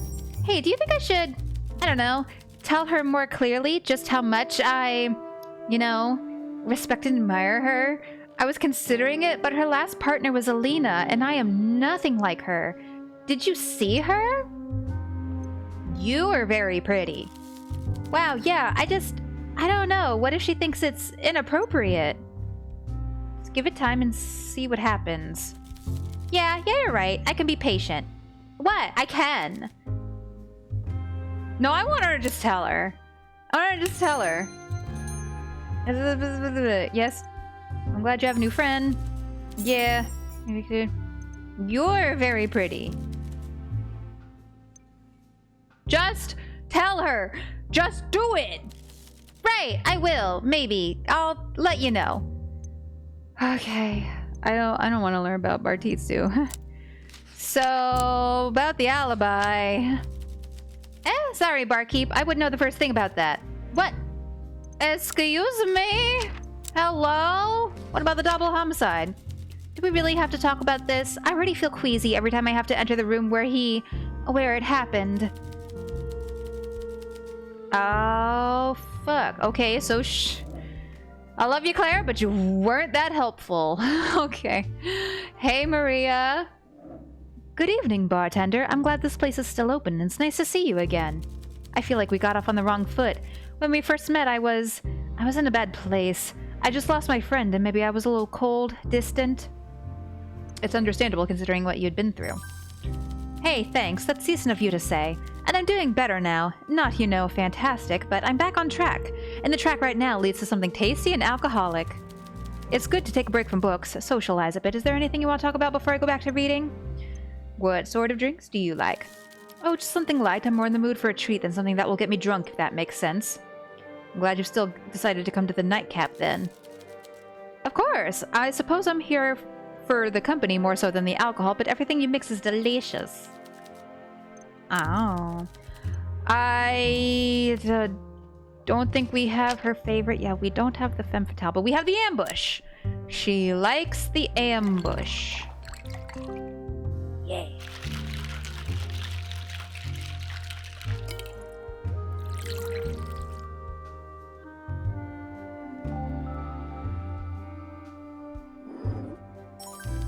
Oh, this is fantastic. Clara should try this one. She'd love it. Funny you mention Clara. Well, anyway, have you been reading the news about the murders? It's all very alarming, and it's had a big effect on the people here. I've been watching everyone closely. What have you noticed? Vincent was pretty shook up. I'm fond of him, but he has some old-fashioned ideas. He's not the most open-minded about foreigners, and he's prone to being judgmental. I don't know if I can talk to him about it. He seems touchy. And then there's Lucas. He's terrified, more afraid than Bjorn. He knows it doesn't look good for his partner. He just found someone, and now he's worried about losing them. Hugo's on the case, and he seems focused, but nervous. I see how he talks to you now, too. Something has changed. You're closer, and I'm glad. Maybe together you can solve this mess. I don't know if I want romance Hugo. Thanks, Maria. That's helpful. Okay. Do we want to ask about Alina? It's been tough, but after Alina's murderer was brought to justice, I felt better. A little. What do you think of Wendy now? That's right, because they all used to hang out. I don't think about her at all. I think of who I lost and how much duller my life is without her. There's a quote in my favorite book. I don't have nightmares about the axe that cut down all the trees. I have dreams of the forest and how the sun felt shining through the canopy. It's beautiful. I don't waste time on people that don't matter to me. Now I can remember Alina, and the person responsible has been taken somewhere she can be forgotten by me and everyone. Maria's a fucking badass. I'm trying to get on with my life. I guess the worst thing is when something good does happen and I want to tell someone. Alina would have been the first person I turned to. Last week I managed to play a few sets. I felt like a fog lifted from my brain. I was feeling the board, predicting the moves I needed to make to win. It was like the old me was back, just for a moment. But after the elation of a breakthrough, I didn't have anyone to tell, anyone to celebrate with. My joy just dissipated. What's the point of winning at chess if you can't share your victory with a friend? Oh, Clara. Oh, sure, I have spent a little time with Clara, and she's good company. I think she's a little nervous around me. I don't know if I intimidate her, but it sure seems like she's sweet on me. I wonder if she'll pluck up the courage to admit that to herself, or me. I'm putting myself out there, trying to make new friends, trying to find some joy again, and not just because it's what Alina would have wanted. It's what I want too, but I have to go at my own pace. I feel like first it was Lucas and Bjorn, now it's Clara and Maria. I feel like I'm a kid again, and I got 2 Barbie dolls, and I just want to like smash their faces together and make them smooch. Alina would be happy about that. Thanks, and not just for this talk, for everything. I'm glad I'm out and living my life again, and every time I force myself to come here, I'm glad to see you too. Thanks, friend. Ow! Have you found a new chess partner? I have. That's great, Maria. I'm not trying to replace Alina. I mean, we both know that. It's been good to have someone to play against. I'll be honest with you, I'm not sure Clara is that interested in chess. This may sound strange, but I think she just wants to spend time with me. You might be right. What should I do about it? What do you mean? Well, I don't want to give her the wrong idea. I just like her company and having a chess partner. I don't want anything else right now? Oh, my heart is broken. I see. So am I leading her on if I just want some company, but she thinks I want more? Oh, maybe you need more time. Yeah, I suppose that's true, and I am fond of her. One day, who knows? I won't push her away. I don't think I could if I wanted to. Could I go back and tell Clara to be patient? Oh no, Betsy's gonna get her heart broken, and it's all my fault. Oh no, what have I done? I messed with my dolls too much. Hey, do you know anything about Bjorn's alibi? Really know anything about that? But how about the double homicide? Please, let's not talk about death. I don't really feel ready for that topic. Dang it. Okay. Well, guess it's time we talk to Feng Bei. Good evening, Miss Bei. Apologies in advance. I've never ruined a drink. Like, on purpose or otherwise. Because like I said, like, the drink making mechanic, the fact that there are so many options for making drinks and they do change up kind of between cases, that helps a little bit with the tedium, but it's always easy. It's not like the difficulty increases like throughout the course of a case or the course of a game. I kind of wish it did, but you know, it's not bad. All right, I guess we gotta ruin a drink. I hate it. I hate doing that. Oh, it looks bad. No. Oh! That hurts the affection! Oh shit, I gotta be careful with that. No, dear, that's all wrong. Please be more careful when you mix the drinks. So you mentioned problems? Yes, I did. Mind indulging a lost disciple of the mother for a bit? Feel free to speak to your heart's content. Thank you, dear. I knew I made the right decision by coming here. It's about Father Lacey, the priest of my local church. Have you met him? Yes. Then you know he's not in the best emotional state, and that leads to excessive drinking. As his bartender, perhaps you are best placed to help with such an issue. Last Friday, I headed for the confession booth after Mass so I could ask the goddess for forgiveness. And? I don't want to pry. As I reached for the door, I noticed it was padlocked. This had never happened before, so I went looking for Father Lacey. I did eventually find him in the little sanctuary room beyond the nave, surrounded by multiple empty bottles of sacramental wine. Whatever demons he has to battle, that's between him and the goddess, but it pained me greatly to see John in this state. He just looked so upset. I asked him about confessions, and through slurred words, I gathered he was no longer taking any, and that I should just go home. I've grown so accustomed to weekly confessions that I felt uneasy leaving my sins unspoken, as it were, but there's more to it than that. Faith has been a strong pillar in my life. I know that if I found another priest, I would maintain my connection with the goddess, but I believe the goddess does not want that. She wants us to help the good people who cannot help themselves, people like John. If you have a chance to speak with him, let him know we're all worried about him, will you, dear? Sure. Okay. Sorry again about the drink.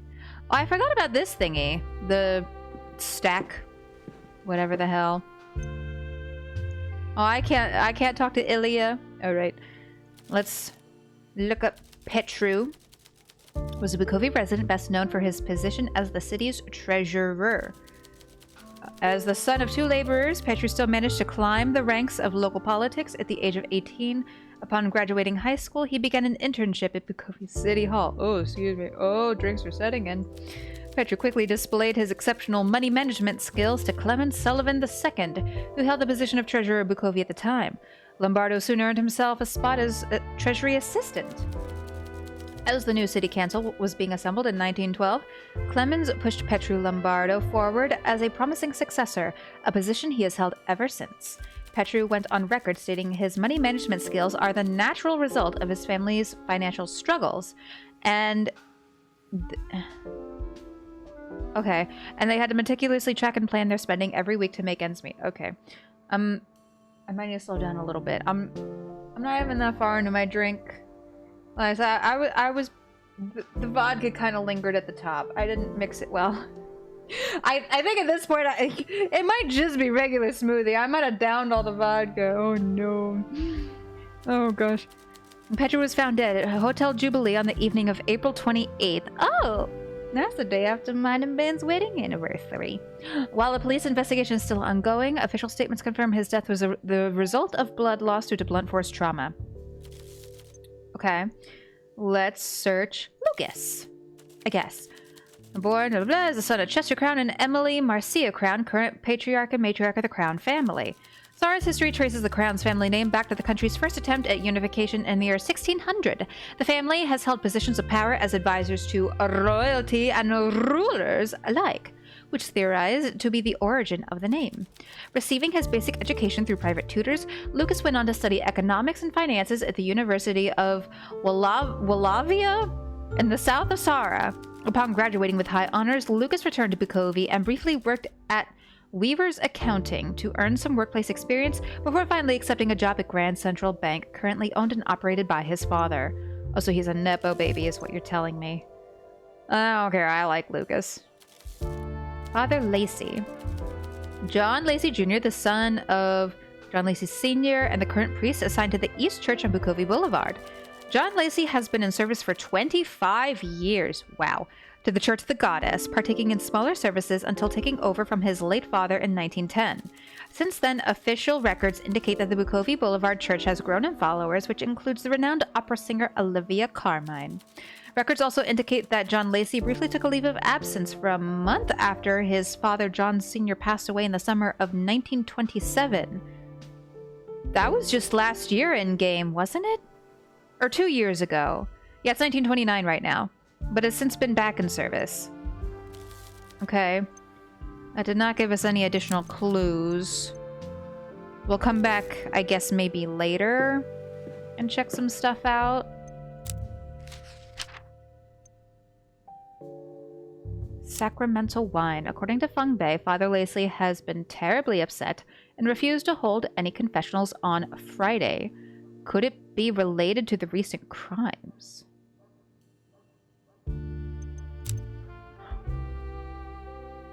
Oh. Maybe the thing Hugo said, if anyone is acting off. Maybe it's John? You know, he's getting a little extra drunk, maybe? Maybe with the second body? Possibly. Not that not that he did it. I don't think he did it. But he's like, maybe upset that someone he knows died or went missing or something. Let's see if we can perhaps... Bless me, Daddy! Father Lacey became terribly upset on the morning of the crimes and refused to hold any confessionals. Does he know something? Yeah, oh, yeah! That's a good point! He was upset before the crimes were committed. Ooh, I had it backwards. Ooh, okay. Alright. He was preemptively upset about something. Which is a bit sus.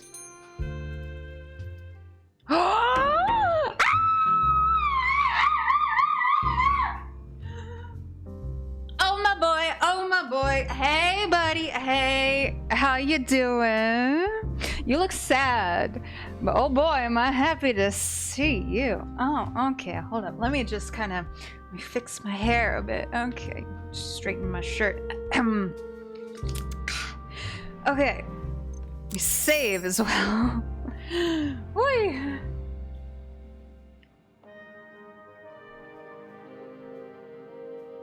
I want to note before I get too far into this. John, for some reason, was upset early on the morning of the crimes.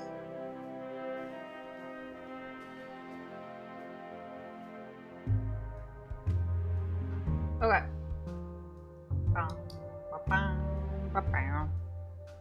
Alright. Peter Wagner approaches the bar. His usual swagger is muted. He looks a little forlorn. Would you like a drink to turn that frown upside down? Oh, that's right. Peter's our debt collector. So we have, maybe a little bit of a tense relationship. Oh, God. It's been a while since I've done the voice for Peter. This is gonna be real bad. It's been a few days, mate. Sometimes I feel like nothing can shock me anymore. It's nice to be proven wrong. Keeps you on your toes. You want to talk about it? Drink about it, maybe. Hey, at least you're off the hook for your debt now? We no longer have an official relationship. Okay, but what if maybe I wanna have a different kind of relationship? I'm just, I'm just putting it out there. If you're, you'd be interested, anyway, so, off the hook for our debt. What do you mean? What, pretty boy didn't tell you? Carl is out of the picture, Squirt. Squirt? What? Packed up and left. Probably on a beach sipping cocktails out of some poor sod's skull by now. Why did she leave? Fuck if I know. Characters in this game don't swear very often, but when they do, it's kind of like... it's a little punchy. Some deal gone south, they say. Probably cut her losses. Point is, she's gone. So I'm really off the hook? Peter looks up slowly, a half smile playing on his lips. He lets out a humorless chuckle, but the tension dissipates as he sighs. It was fun to come here and give you a scare, but nothing personal, right? You didn't take offense? He always says his business isn't personal. He's just doing his job. Just gotta do what he's gotta do. I get it. It was just a job. Alright. Glad you got some perspective. People can get real sensitive when you threaten their kneecaps. Peter! Did you threaten my kneecaps? Alright, it's okay. You're so cute. Anyway, I might still stick around this place unless you have any objections, but even if you did, I still need some place for booze. And damn it, I got attached to some of the ugly mugs I see around this place. Maybe my ugly mug fits right in. It does, Peter. Okay, let's get him a drink. In need of a tipple, Peter. Yes, I am. Let's get started. Okay. So he enjoys the perfect storm. Sandra's favorite drink. Oh, okay.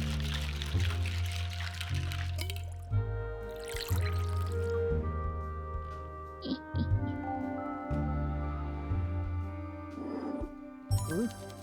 Nasty looking, strong and delicious. Reminds me of someone. Oh, he's probably talking about himself. Oh, well, delicious. Nope, stop talking, go to jail. Anyway, so you're unemployed now? Well, I'm currently available for employment offers. I'm considering whether I should keep my skills up to date by taking on some personal projects. Know any nosy folks I can work my knuckles on? I got it. Peter seems very guarded about this topic. You'll need both charm and a lot of liquor to make him lower his defenses. Ooh, we gotta get that affection up and get him drunk. Oh gosh, apparently his favorite drink doesn't even get him tipsy. I just noticed that. Okay.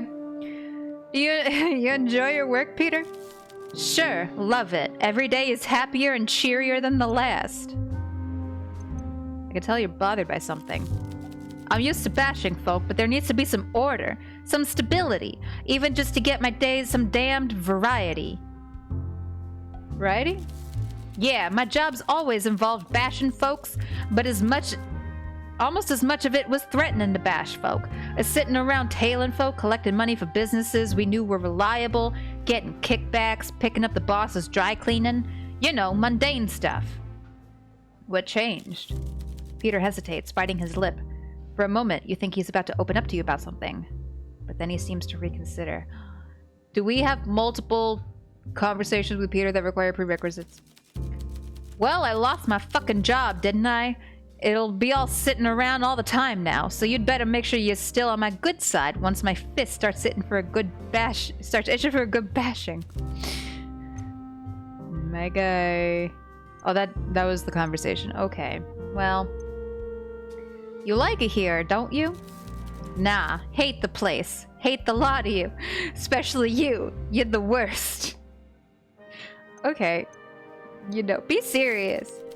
Damn it, Squirt, ain't it enough that I come by here and tolerate you lot and all your soft talk? I'm not the sentimental type. I barely like myself, and I'm the smartest, best-looking fella I ever met. What do you want from me? A written admission that I like this place? You'll want a heart-shaped pillow with Peter Loves the Nightcap embroidered on it? Yeah. Yeah. Well, maybe you could put a photo up on the wall of me with all my chums. Me and Merton's best mates forever. Me and Vincent, his hand on my shoulder like he's a proud uncle. Me and the priest, and he's telling me all about hell like a tour guide who already knows where I'm headed. Oh shit. Let's save. I don't wanna fuck up.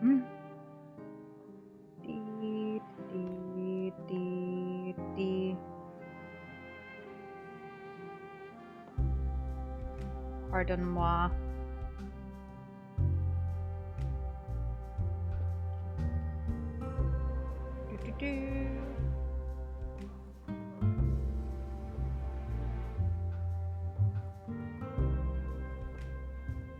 Pardon me, I'm doing the very bad streamer etiquette thing.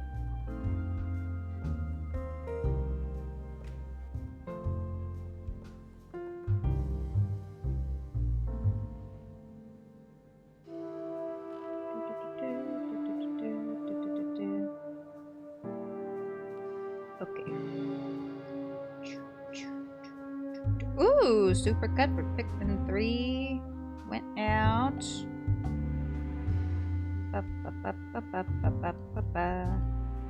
Okay.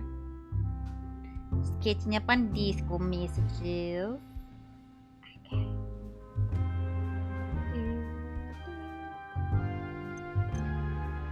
You're being defensive. Yeah, well, I ain't always sunshine and rainbows, you know? I have bad days like everyone else. My world got flipped and I'm still finding my feet, you know? Find your feet here. Ah, you just hit a sensitive spot. Truth is, I do like it here. My private life is a bigger fucking mess than my apartment. Peter, goddamn, you got a mouth like a sailor lately. My work is, well, it's shot. Who knows what comes out of all this upheaval? Nothing good. This place is... It's the one place I can be... Yourself? It's the one place that makes sense right now. Ooh, so close! The world I live in, the world you don't know, it's chaos right now. More than usual. There's only so many heads I can bash in a night before I feel the need for this. I need a place like this. You have a friend here. You mean, you don't want friends like me. I'm Trouble, Squirt. I don't like the nickname Squirt. I like Trouble. Oh, yes. I should go drink for drink with one of the regulars. There's a few whose company I don't mind, and one or two might be able to keep up. What do you reckon, bartender? You see this a lot drink every night. Who's made of stern stuff? Who can hold their drink? Ooh. Well, Bjorn's not here. I kind of want to say Claire. Father Lazy does also drink a lot. Let's go with Clara. She's spunky, but she's no drinker. Come on, bartender, are you kidding me? I mean, the girl is competitive, sure, but she wouldn't last 5 minutes. Hey, this place ain't exactly my home from home, but it is a refuge for me recently. Thanks for the talk, bartender. Thanks for being, you know, pretty alright with me coming here all the time. You're always welcome. Okay, now we just need to get him drunk, which we can't do today, but we will do. Let's see. Let's ask his opinion about the double homicide. Beaten to death. Everything okay? Never mind, it's nothing. It's a messy, time-consuming way to kill. Up close and personal. If this wasn't a knockdown, drag-out fight, I'd say your murderer did it for the love of the game. I see. I gotta beat it. Time to stop drinking in the bar and go home to drink in bed instead. Can I come? not like, no. Oh, god damn it. Oh, fuck. Okay. Oh, we got a conversation we can listen in on. Ilya! Ilya sits with her nose stuffed in a book. You notice Vincent walk past intrigued. Is that book from upstairs? No, it's mine. Why? Just wondering. It's a Sauron classic, you know. I recognize the cover. Your accent. Where are you from? I'm from Rusalka, but my father's Atalian accent shaped my own. And yes, this is translated. I'm struggling through it. I've heard good things about it, but in my language it seems bumpy. Vidic, yes, he writes like a poet. I don't know how well his flowery prose would translate. I might have a native version upstairs if you want one. I don't know if my Sauron is good enough for that yet, but I'll give it a try. Tomorrow, I'll come back. Are you interested in Sauron literature, or is it just this book? I'm interested in Sauron culture. Dang, everybody's getting paired off. Obsessed, my mother would say. I moved here with that in mind. It seemed a sleepy sort of place before the excitement of the early Reformation period. Then there was the establishment of the National Libraries and Museums Cultural Project at the turn of the century. Yes, and that led to the Age of Prosperity, but that brought new problems of its own. Ooh! Vincent doesn't like immigrants. Ilya's an immigrant. Is she gonna teach him that, you know, he maybe should give immigrants a chance? Perhaps, but change is part of a culture. As long as books and histories preserve the past, vibrant culture is the sign of a hopeful future. Yes! Tell him, girl! I don't know if I agree. So much has been lost, so many people coming into the country, and all those foreign imports. You might be enjoying a classic Sauron book, but I doubt many others are. I would say culture changes. Your country's local dish has tomatoes in it. Tomatoes aren't local to Callisto, they're imported. That tradition can only be a few hundred years old, but it was created, right? Vincent starts to speak, then pauses and thinks more deeply. Ilya has wrong-footed him. He doesn't look angry. You've given me something to think on, young lady. I'll go get you that book, then we can continue this engaging discussion. Hell yes. Alright. Like, who do I need to talk to?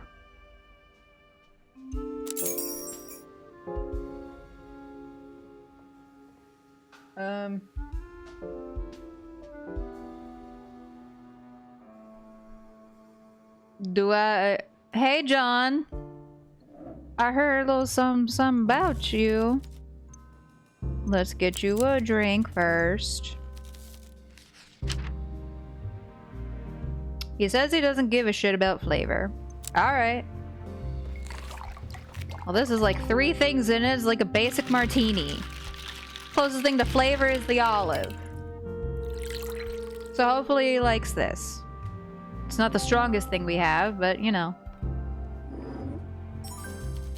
All these What do you mean, unorthodox flavors? I literally said the only flavor about it is the fucking olive. Okay, alright. So, the fuck's going on with you, my guy? You've been terribly upset and refused to hold any confessionals on Friday.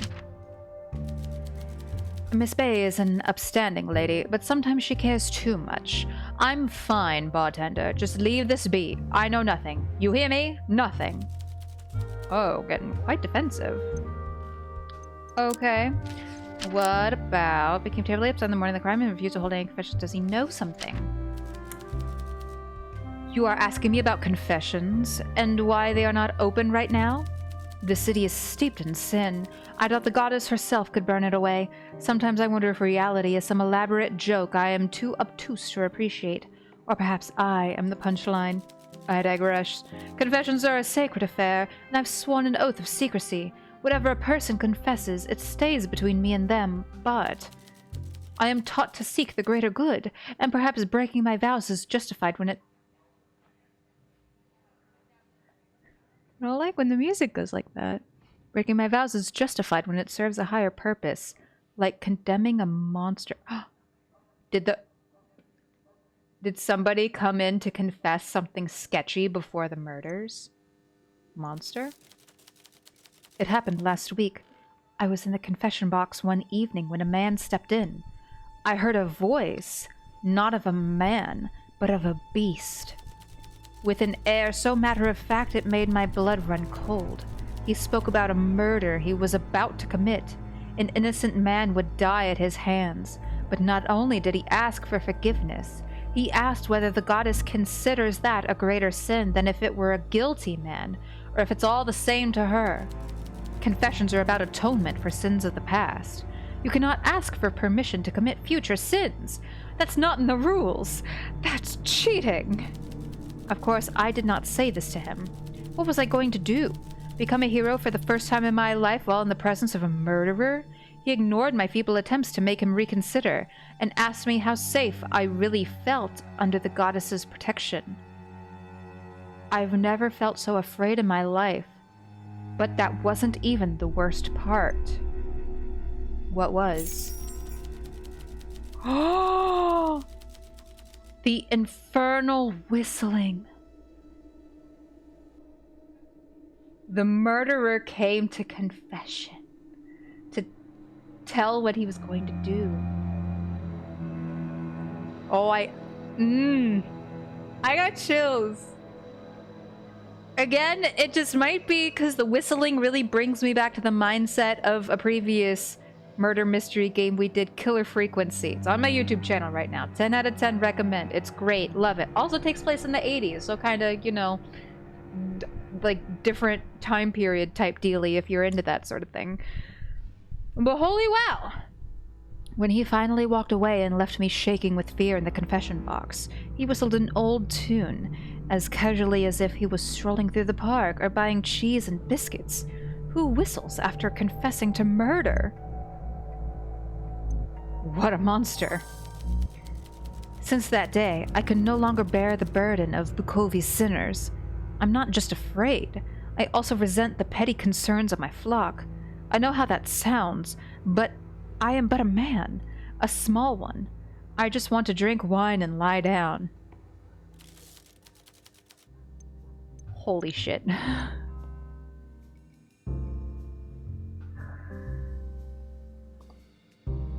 Ooh, and apparently that was an affection-related conversation topic as well. Oh boy! Okay.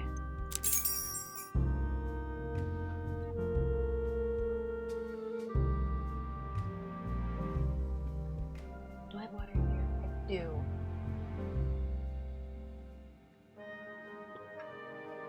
Like I say, y'all, you gotta drink responsibly. Well, I think that's probably all we can talk to him about right now.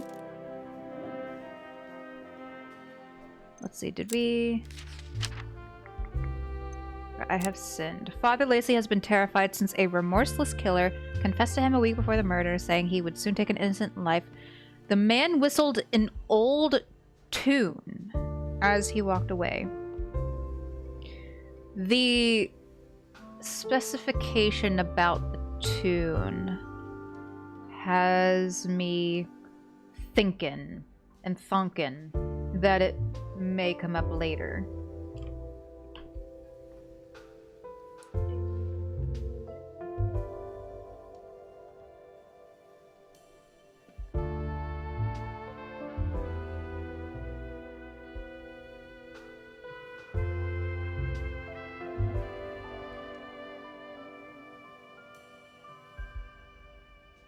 Okay.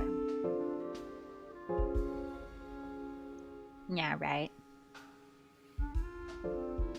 Okay, where to next? We still haven't gotten anything useful out of Clara, have we? Evening, Claire. We need to get her drunk. Let's do that. Let's see. Oh, we need to get her up to a 7? Girl. I don't know what Peter was talking about. Girl can handle her liquor just fine. She got very high tolerance.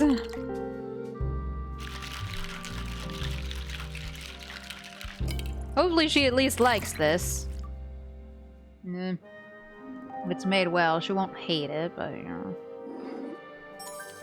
Pretty great, I'll give you that. Just don't know if it's what I'm craving. Don't care. You mentioned work not going well. Clara looks uneasy, then gives you a depressed, knowing nod. The alcohol has helped relax her somewhat. Well, my night is already going badly. Might as well double down. At least the booze is taking the edge off a little. I take it you know what has happened back at Hotel Jubilee? Petru's murder. There goes the music again. Bingo. The maid who made the call? It was me. Of course it had to be me. Why is it always me? I always seem to be in the wrong place at the wrong time. I'm sorry to hear that. I was cleaning another room when I heard breaking glass and some kind of struggle in the premium suite. The live music from the party downstairs must have covered up whatever was happening in there. What did you see? Not too much. You remember the rules for maids, right? All guests want are clean rooms, not people cleaning them. Oh, all guests want to see your clean rooms, not the people cleaning them. Okay. Still, curiosity got the better of me, so I took a quick peek around the corner in case it was something serious. I know it was dangerous, but I also figured maybe someone was in need of help. Y'all gotta remember, like I said, I'm sorry if I stumbled over my words. But we had the speakeasy bartender mindset, so, you know, I don't drink this much this often. So probably after I'm done with this series, I'm not gonna be drinking again for a good bit. But playing this series occasionally makes me feel like a little bit of an alcoholic. But I'm committed to the bit! You saw a guest? I saw someone walk out that room. I only saw them for a second before I ducked back to hide. They almost saw me. But in that second, I can say I'm sure of one thing. It was a big blonde guy. It looked a lot like Bjorn. Why did you hide? Blood on the door handle when he closed the door. You couldn't miss it. When I saw the blood, I knew I was in trouble. I hid till his footsteps faded away. Long after the footsteps were gone, I was just frozen there in my hiding spot. I've been in scraps and fought my way out of tough situations, but I've never been so afraid in all my life. When I finally ran to the telephony machine in the lobby, I could barely dial for shaking. Sounds frightening. I'm glad the police found the body, and it wasn't me or any of the other maids that saw the mess. The descriptions in the papers were enough to make my stomach churn. Still, I'll never forget what I heard that evening. What sort of psycho would whistle a tune as he walks away from a murder? That's disconcerting. I feel like we're gonna have to connect Clara's statement with the thing that John said. I agree. Anyway, I gave my statement to the police, and it seems Bjorn is the only one who fits the description. I don't know him personally, but if Lucas vouches for him, that's got to stand for something. Part of me just hopes some new suspect appears out of nowhere. That's what I think is going to happen. I think there's going to be some other, like, burly blonde guy that we've never seen before who's going to come in, and he's going to be the murderer. That's what I think. Or it's just some case of, like, fucking, I don't know, like, misunderstanding or something. Like, I don't know, some type of weird self-defense thing. I don't know. Anyway, I'd hate to see Lucas go from lovebird to the unwitting partner of a murderer. Me too. Oh, do trust. Maybe let's ask about this. Oh, I don't like that at all. That's like something out of a horror story. You're not easily frightened. I'm not scared, I'm just realistic. All the Bartitsu in the world isn't going to stop a guy like that. Sifu teaches us what to do when facing a superior opponent. Run! Well, not with that attitude. I don't know, I've seen you go toe-to-toe with some pretty scary guys. Okay. I feel like we need to make that connection. We probably need to have some more conversations, though. Maria? Dear Maria, count me in. Let's see. Let's get her a drink. I don't know if Maria's gonna be a big part in this investigation. There's nothing, like, pending that we need to talk to her about with certain prerequisites, like her being drunk or having a certain affection level or whatever. So maybe she's just here to hang with Claire, and I'm fine with that.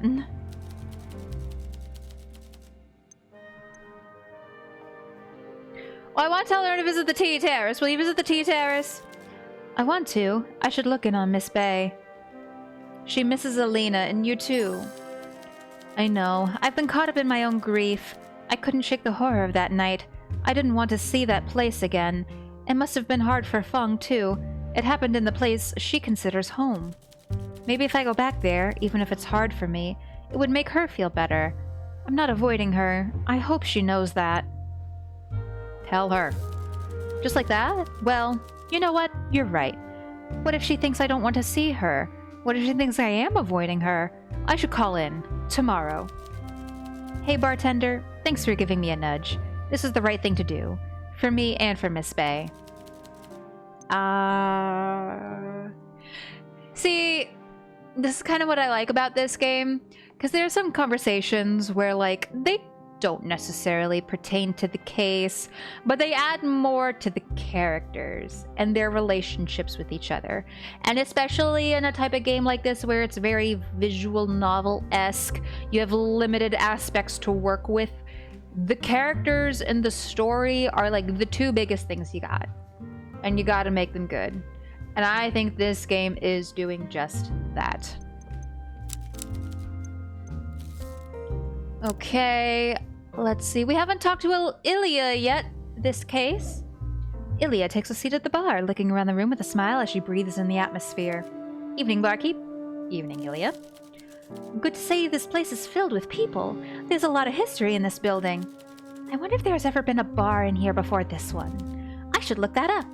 Please tell me if I get stuck chatting about the same subject for too long. I do that a lot. Oh, you so good, babes. What sort of drinks do you like, Ilya? Something sweet is good for a beginner, right? Can you get chocolate drinks? Is that possible? If not, why not? Please, okay, yes, okay. Chocolate. You place a clean glass before Ilya. She inspects it, her glasses reflecting the warm light of the bar. How about a drink? Oh, yes, please. Something delicate. I'm still refining my palate for liquor. I feel that. You know, like when I started drinking alcohol for the first time, when I was of legal age at 21 years old here in the States, you know, it's kind of like you have so many options, you don't really know where to start with. And so you kind of just got a trial and error. Let's see, so we can't go above a 7. But she probably wants something with flavor.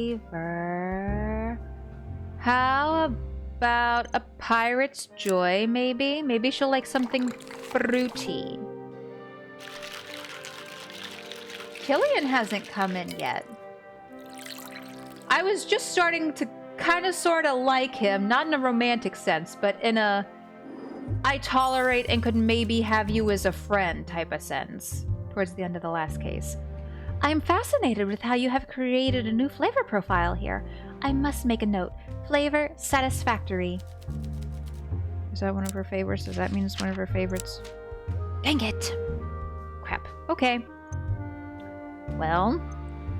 Ooh. Rusalka, do you ever miss home? Sometimes, yes. I have fond memories of my childhood in Rusalka. Salza is a small village with harsh winters and cold summers. My grandmother ran the local library, so I spent all my free time surrounded by books and old women chattering about the weather. Oh. People were very warm and close-knit, always coming together for coffee or a chat. I did miss that after I left, being surrounded by it. Traveling there always felt like I was diving back into the past. The transport is old and rickety, the streets full of potholes, the buildings still riddled with bullet holes from the war. Do you still go there? Not really. These days I have no more reason to. Neither of my parents are still alive, and the library was sold after my grandmother passed. Oh. Besides, my interests have drawn me here to Bukovy. It's fascinating how much Sauran culture has evolved since the Age of Prosperity, how much it continues to change year by year. Not like my hometown, forever frozen in time. Bukovy is my home now, at least until my interests pull me away somewhere else, I guess. You'll always be welcome here.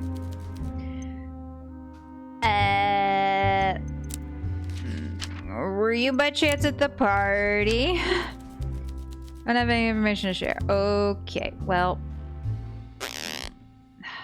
Ilya might be in a similar position as Maria. They look very similar too, with like brown hair, bluish tops.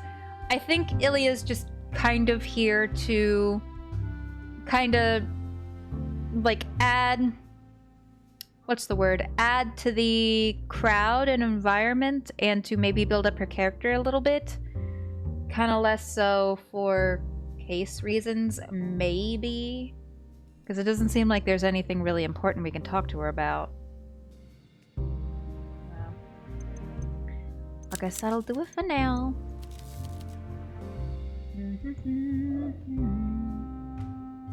Let's talk to Vincent. I hope you're a bit less of a shit this time. My appetite for conversation has waned lately, but I trust you will rekindle the flames of diverting discussion. Ooh, so let's get him a drink.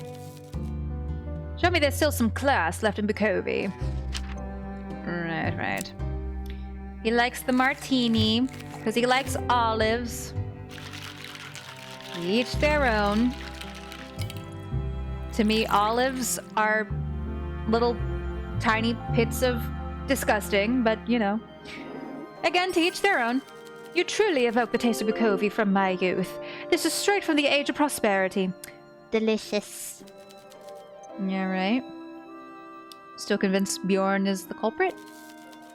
Nothing has occurred to change the fact that he was witnessed firsthand. You were there at the party? I was. It was an important high society event that I was attending. Oh, can we ask him about the alibi? Naturally, I was surprised to see someone like Bjorn, but given he was brought by Lucas, I could see why the fish was out its water. I wanted to turn a blind eye and focus on having a jolly good evening, but then he decided to cause a bit of a commotion. Ooh, how so?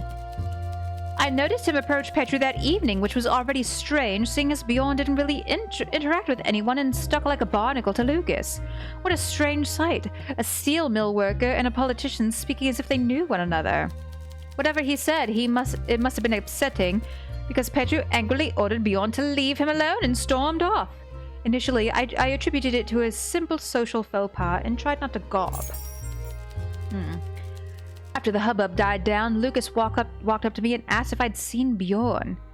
He had conveniently exited the premises. So, Bjorn's alibi doesn't hold up. He wasn't actually with Lucas all night. I don't think Bjorn is the murderer. Not by a long shot, unless there's some, like, really convenient way to explain it to get him off the hook. However, this game really likes to throw some well-done twists around. Like the previous case that was a suicide by proxy, accidentally. Anyway, he had conveniently exited the premises shortly after the police arrived. Bjorn left. Guilty feet find haste when repercussion approach. I told the press as much when they asked witnesses for details. You told the press about Bjorn? Yes, pardon me, but you sound almost accusatory when asking me if I did my duty as a citizen of Sara. I reported suspicious behavior to the appropriate authorities. I mean, okay. Yes, that's fair. If you see something that looks suspicious, then maybe report it. But also, don't, like, let your distaste for immigrants, like, really put your hand on the scale there, you know? That's all I do. If you're not interested in listening to your patrons, I suggest you search for a different line of work. So can I ask about the alibi? Bjorn at the party all evening? Don't be so naive. You're being taken for a fool, my friend. Were you listening to what I told you about that night? It doesn't add up, and I'm not the one lying. My appetite for conversation has waned. Yes, okay. You seem a little less jovial today. Can you blame me? The country is in flames, and look around you. This bar has done nothing to improve the civility in the city. We're offering people respite. At best, I had hoped the nightcap would unite the people in some way. Perhaps it could offer a shared space to lift the cultural zeitgeist towards tolerance and understanding by welcoming people of all creeds and cultures. It's a failed experiment, bartender. At least we tried, but we must admit we failed. How so? These recent heinous murders, the news of the war, not to mention the debacles at the Tea Terrace and the Opera, all the while the immigration numbers rise as Sara loses its identity. It has literally nothing to do with this place, though. It's a bad run for sure. Yes, indeed, and my late wife would not like to hear me talk this way, but Sara must look after its own people first. The nightcap was to be a bulwark against our cultural decline, but I look around here, and who do I see that alleviates the civility of our community? Who? Father Lacey? I have never seen anyone complain so much about complaining. If confessions are so unbearable to him, he should find a new profession. Say that a little louder. I think he's over in the corner. His moping sucks the life out of any merriment, even here. Peter Wagner? Another thug and hooligan. I would ban him from this place if I wasn't afraid someone worse might follow. You shut your mouth about my hopefully potential boyfriend. And then we have the weasel Detective Mertens. A weasel? Untrustworthy. A rodent. He's a bit of a weasel. He has a capacity for capriciousness that we should all be wary of, none more so than you. He's an ambitious man, and he's stepped on people like you before. You should be on your guard around him. I know I am exceptionally gloomy today, bartender. I feel I should warn you to take no heed of my pessimism, but an even worse fear has hold of me, and I can't seem to shake it. What's that? I fear that my mood is justified by the world we live in now, that I am not a pessimist today, but a realist. Blast. What are we to do, barkeep? Well, we need to be more hopeful for the future? Yes, well, that is easy to say, but perhaps there is some truth in it. I will keep myself busy and hope that my dark thoughts are not simply a reflection of a darkening world. It's getting late. Bukovi's getting more dangerous by the day. Make sure to lock up and get home with judicious haste. Will do. Oh no. I gotta talk to Lucas about the alibi. I don't wanna. I really don't wanna. Okay, let's get him a drink. I imagine there's probably some things we can't talk to him about without a prerequisite, like putting him in a bad mood or some such a...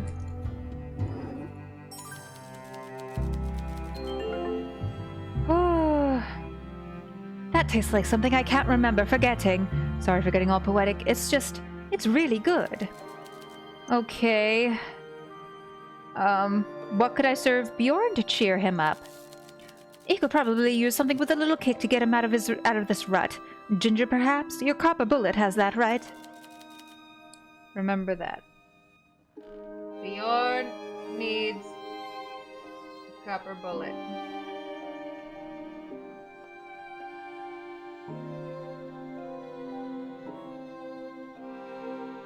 Okay.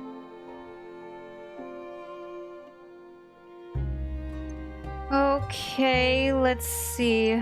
You and Bjorn are sticking together? Yes. Good for you. Thank you. I appreciate your faith in my judgment. Not everyone has been so supportive. Indeed, family and even some former friends have suggested I cut ties with Bjorn like he was some old jacket I can simply cast aside. I wonder what you think of relationships. You are a skilled conversationalist, but you share little of your own life, your own values and beliefs, and your situation. Do you have a special someone? Oh. I have options. I have someone in mind. Then I hope you are in their mind too.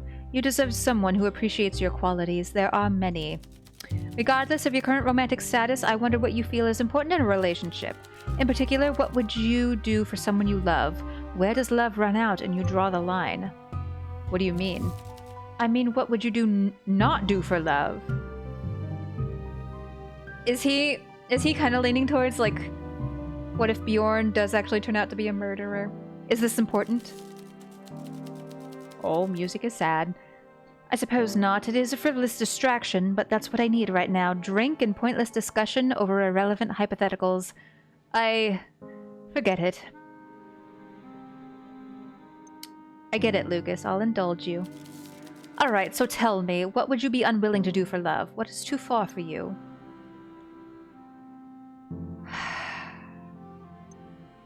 I'd do anything for love. But I won't. How romantic. A bit lyrical, I feel. I'm not sure I believe you, but I applaud the purity of the sentiment. Well, thank you for the welcome distraction. I mean, I literally have a huge-ass crush on a criminal who may or may not have threatened my kneecaps. I appreciate being indulged like this. You are a distracting conversationalist and a good friend. God damn it, I don't want to put him on the spot about the alibi. Fuck. Oh, we're past top of the hour for stream, and damn it, I gotta go piss, girl, so I'll be back real quick. If y'all need to get a stress, get a snack or drink, whatever you need to do, now's the time to do so, and I will return shortly. Y'all behave yourselves. Wrong thing. Wrong thing. It is not, in fact, puppy time. Might be. Okay. It's okay, I'm fine and not drunk at all.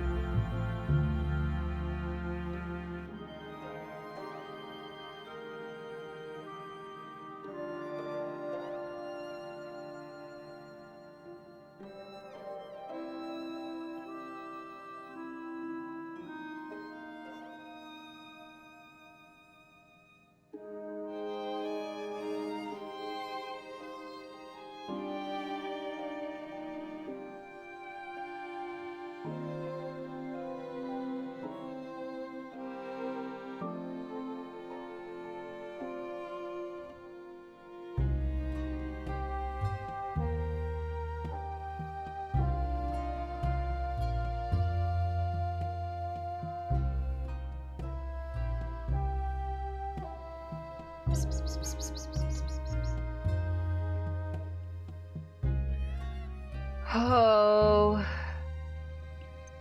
I hate this. I hate it. I hate this. I hate it. Bjorn Seeger argued with Petru, prompting Petru to leave for his hotel room. Bjorn slipped away soon after. Fuck. Oh, what? Surely Vincent saw someone else and just mistook them for Bjorn. I told you he'd already left the party by then, didn't I? Please be honest with me, Lucas. I can't help you unless you're honest with me, and dear God, I want to help you. Oh, fine. Lying isn't going to fix this mess, is it? I'm so sorry, bartender. I don't know what I was thinking. So Vincent saw Bjorn and Petru talking, and you want to know what it was about? Yes. Well, considering Vincent's actions, I'm sure you understand why I'm reluctant to trust anyone right now. There goes the music again. Why are we having so many serious conversations in such quick succession? Damn. I understand. Lucas takes a deep breath and looks around to make sure nobody is listening in. He leans in closer and begins to talk. A few weeks ago, Bjorn was waiting for me outside the bank after work when Petru approached him. He was one of our clients. Petru asked if Bjorn was interested in earning some extra money. Sounds shady. Yes, clearly, but he agreed. Bjorn received large sums of money on his account from an unknown party, and he wired 95% of it to a string of other accounts. The remaining 5% was his to keep. Isn't that money laundering? He had no idea, of course. Bjorn doesn't know anything about the corruption that runs rampant through Bakovi politics, let alone what money laundering even is. Petru spun him some sob story, played him like a fiddle. Unknowingly, Bjorn had become a mule, as they call it. Every time he spotted a large sum of money in his account, he did what was asked and forwarded it to the account numbers he was given. After I bailed him out, Bjorn told me all about it.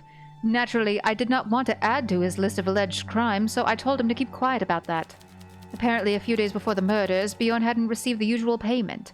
When he spotted Petru at the party, all he did was ask if the job was over. No! Did we just get Bjorn's motive? We're going the wrong way. Of course, discussing money laundering in public is not something a politician wants to be caught doing, so he angrily hissed at Bjorn to leave him alone and went upstairs. That's all Bjorn told me. It's not a good look for him, but anyone who knows Bjorn would realize he is not knowingly capable of financial crimes, far less murder. It's too much of a himbo for this. That's his alibi. That's his defense. Bjorn is a himbo.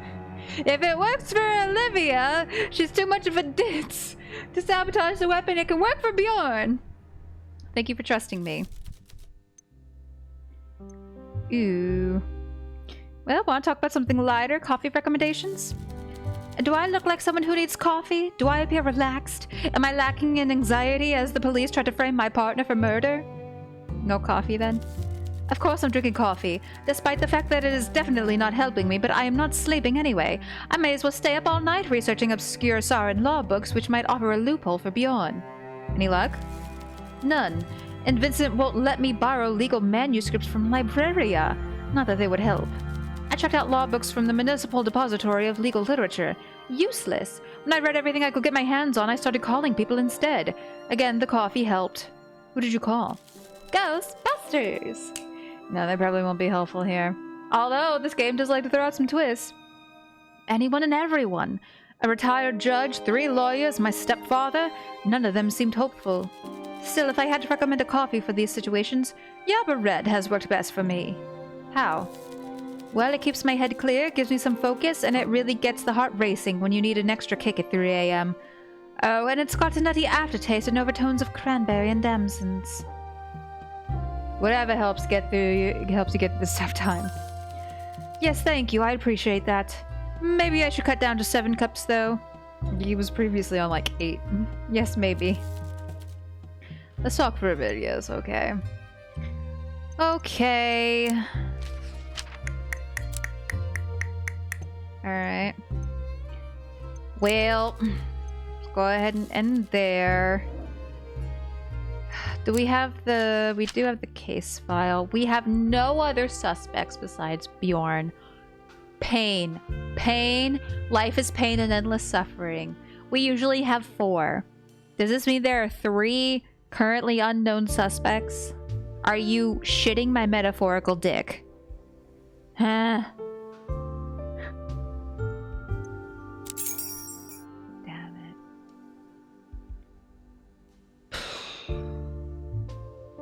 Let's go see if there's anything over at the shack. Let's see. Oh, how are you, Ilya? I say, she's like right behind me. Apologies, your default operator is currently not available. If you wish for a new operator, please use the menu in the main terminal. From the settings menu, toggle the primary contact to backup operator. Maybe I need to ask that when she's not here.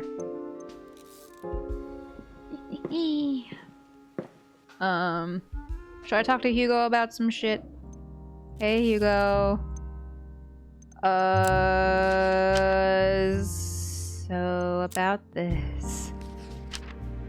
Bjorn kind of did a whoopsie, just a teensy-weensy little bit accidental money laundering. Petru was using Bjorn as a money mule? No wonder he was keeping quiet. But why did the payments stop, I wonder? If the police were on Petru's tail, I would know about it. Perhaps more importantly, who was this third party? Oh yeah, who was the money being sent to? If some deal ended poorly, they may have had a hand in his death. Ooh, perhaps it's time to ask my criminal consultant. I'll take any excuse to talk to Peter. Okay, let's go ahead and go. I think we do have some connections we need to make. So we should probably go do that. I don't know why I'm talking like I'm out of breath. This game is a lot, like, mentally. So I think we do have a contradiction here. It's a bit like, at times, the clue board, like Phoenix Wright. Yes, unfortunately. We need to put together the contradictions. Lucas lied about Bjorn's supposed alibi trying to protect him. Bjorn has no alibi for the time of the murder. A dead end. Fuck.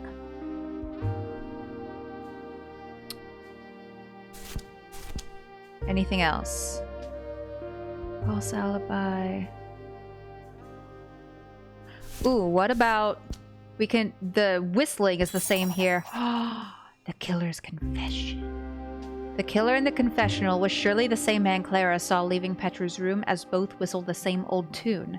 Father Lacey spoke to Petru's killer. He should be able to help us identify him. Okay. So, do we need to go back to Father Lacey and be like, yeah, that dude who said he was gonna commit a murder? Yeah, he did it. So, yeah. Good job on that. Oh boy.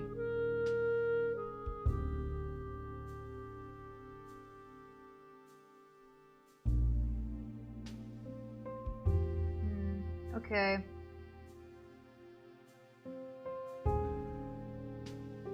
Let's see. Let's go on to the next day. Hopefully Peter's... He's not here. Fuck! Why isn't Peter here? Bjorn is here! Oh my guy. Oh, I just want to give him a hug so bad. Bjorn's shoulders are slumped and he sits down with a deflated sigh. He pulls at a thread on his sleeve, then grunts and shakes his head. Hello, I'm glad to see you, pal. I'm not causing bother by coming here, am I? Bjorn, I have your back. You're going to beat this murder charge. I appreciate that, pal. I really do. Anytime. Oh.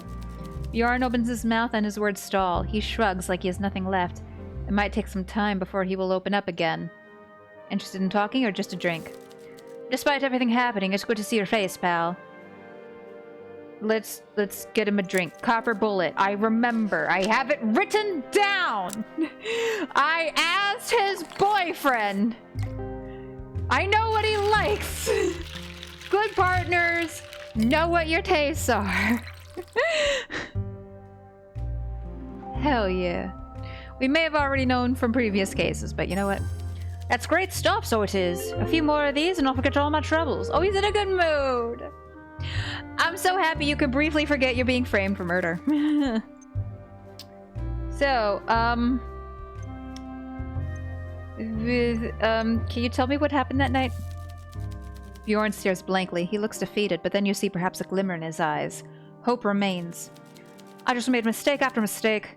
Going to the party with Lucas, then believing that damn message on my portogram? I was a damned fool. I don't know what a portogram is. Tell me about the message. Yeah, sure. Bjorn pulls a small device out of his pocket and holds it out so you can read the last message received. 2331 PL location, Furnace Steel Mill. We must talk.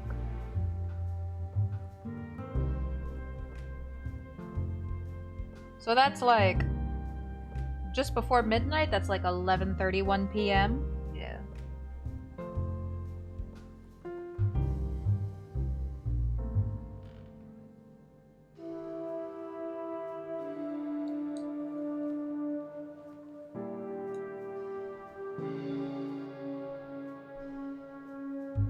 So, the furnace at the steel mill. So he was at the steel mill when the second murder happened?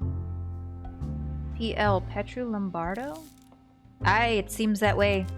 There was an issue at work, union stuff. I assumed it was that. I left the party and went to the steel mill right away. I looked for my contact by the main furnace, but then... Bjorn closes his eyes and shakes his head, his fists clenched, knuckles white. It all happened so damn fast. Tell me what you do remember. It was dark cause they dropped the shop lights at night. I stumbled through the west gate, and as I walked past a pillar, I get slugged in the gut. Hard. I double over and hear the gate close behind me. It deadlocks.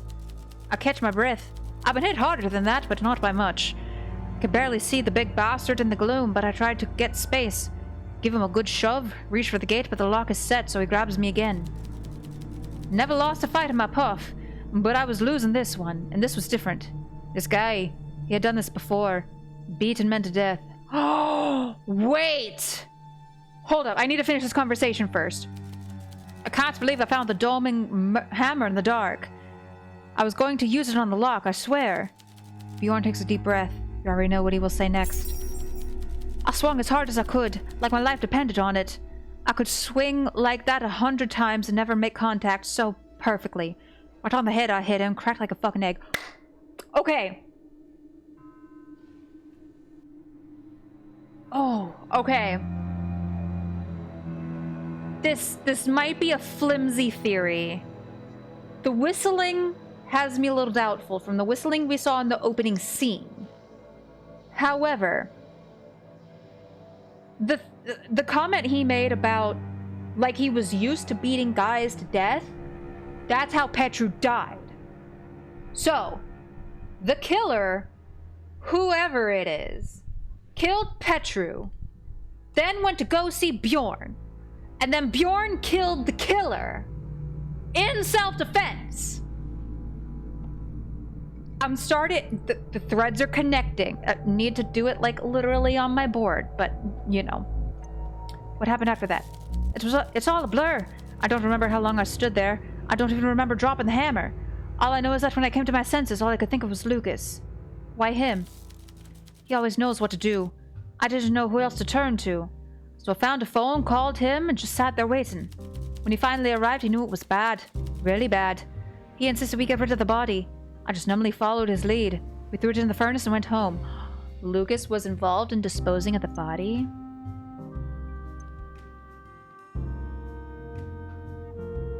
Did the attacker have a portogram?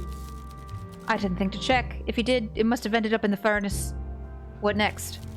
Lucas was frantic, and he was worried that no one would believe I was innocent. Neither of us slept that night.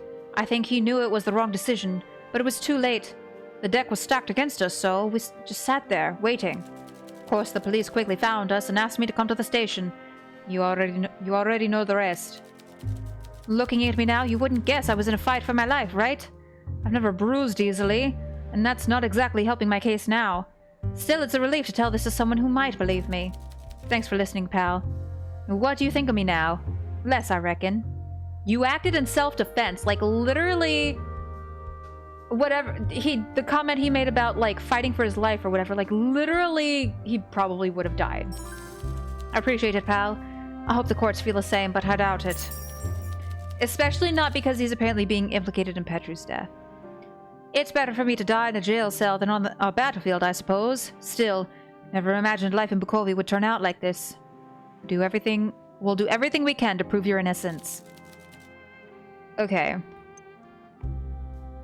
So, Bjorn definitely didn't. Like, he may have killed in self-defense, but it wasn't maliciously, you know?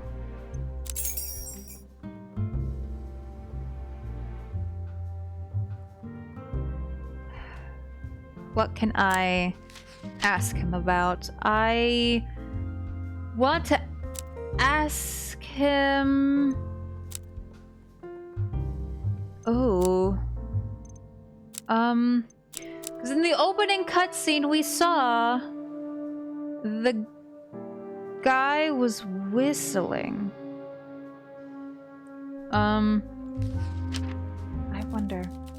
what kind of sick fellow would confess to a murderous intent with the goddess as his witness? I don't know this Father Lacey, but I feel for him. That must have been a terrifying ordeal. I imagine it's no coincidence our paths haven't crossed yet. I'm sure it's just coincidence. You're a decent sort, but there's no need to coddle me, pal. With my name in the papers, I hear what people are whispering. I see the way they look at me, or the way they avoid looking at me, even here. You'll always be welcome here, Bjorn. If people have problems with it, they can get the fuck out. Thank you, that means a lot. Despite everything happening, yeah. Okay, well... what do you mean by the machine? There was a comment about that Lucas mentioned when he got bailed out.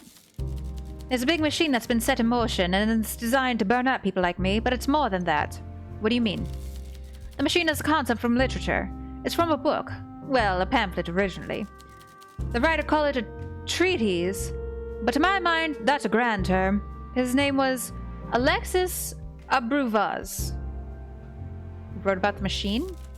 He coined the phrase, but he argues the machine has always existed, and it will always exist. And I agree. What is it? Abruvaz says the machine appears in all cultures at some point. It's a complex idea, but here's the basics. The machine is the gears of industry, commerce, and the law, and there are two types of people who are affected by the machine. There's those that control the levers and make the machine work, and there's those that get ground up and burned to fuel the machine. Abruvaz says the machine doesn't care if you don't believe in it, you still burn. The machine doesn't care if you want out, you still burn. The machine doesn't care if you control the levers. You have to use them, and they will still burn.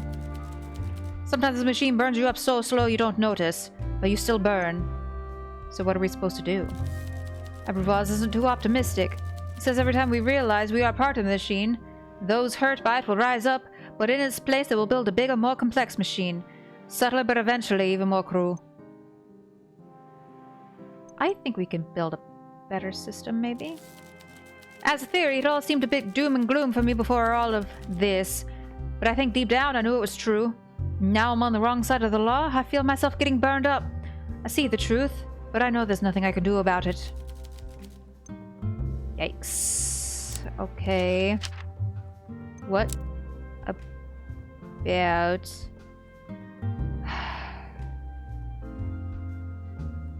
what about this, maybe? Oh, Lucas. Why would he lie for me like that? What a daft thing to do. I think we both know why. Too much heart and too little sense, that lad. I should never have involved him in any of this. I was always liable to get myself in a bother here, but I shouldn't have dragged someone like Lucas down with me. He can make his own choices, and he chose you. You're probably right. I just worry the lad's risking far too much. He had prospects, a future. I was never going to amount to much, but he was. I'm not worth all that. Of course you are. Oh, you're too kind, pal. Thanks very much. You're welcome, Bjorn. I shall get myself home. If I stay too late, I risk getting caught, which would look bad in front of a judge. Yikes!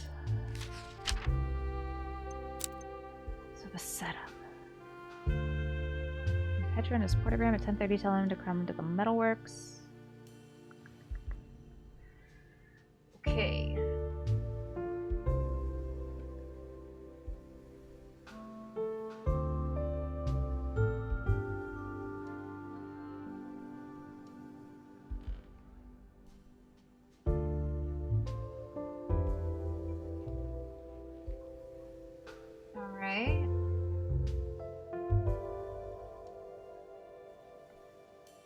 So, is there maybe a connection we can make? Was beaten to death on Friday at 11 p.m.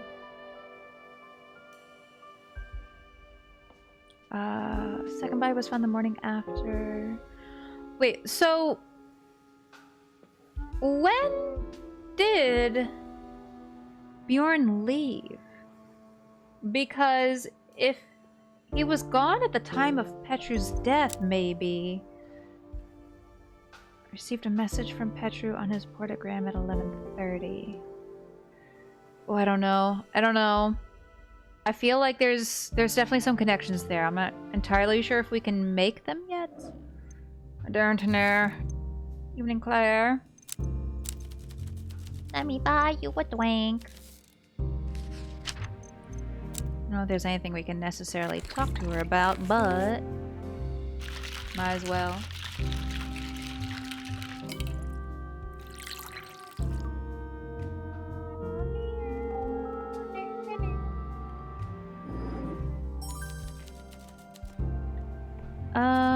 Let's see. Can we show her anything?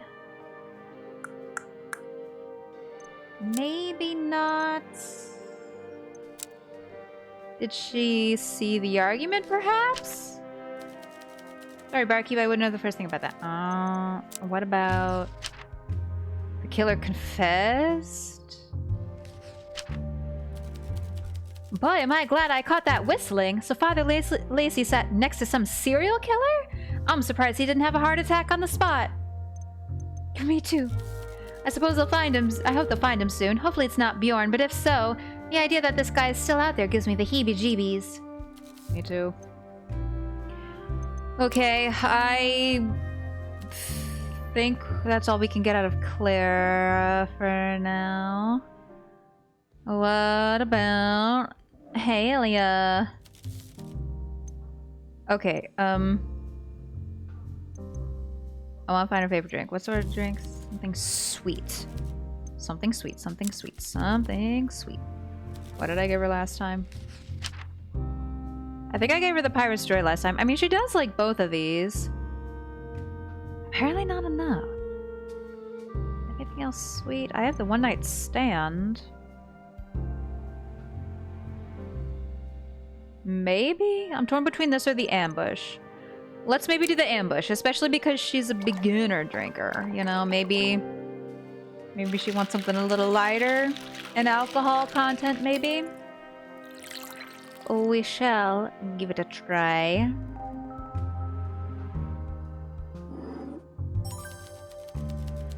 Ah, it is fascinating to partake in the rituals of alcohol, and this is the finest drink I have ever tasted. Well, one of the only drinks, but still. Oh, did we find our favorite? Fuck yeah. So in all your research, what do you find most interesting? Well, I often go down a rabbit hole on one particular subject or another, but in general, it's Saran history that fascinates me the most. The challenge for me is remembering the bigger picture. When you start digging into Saran history and culture, you can really lose track of time. I've always been like this. My parents worried I was always off in a world of my own, diving into books, researching some esoterica for days. My Rusalkan grandmother owned a library, though, so I had plenty of source material.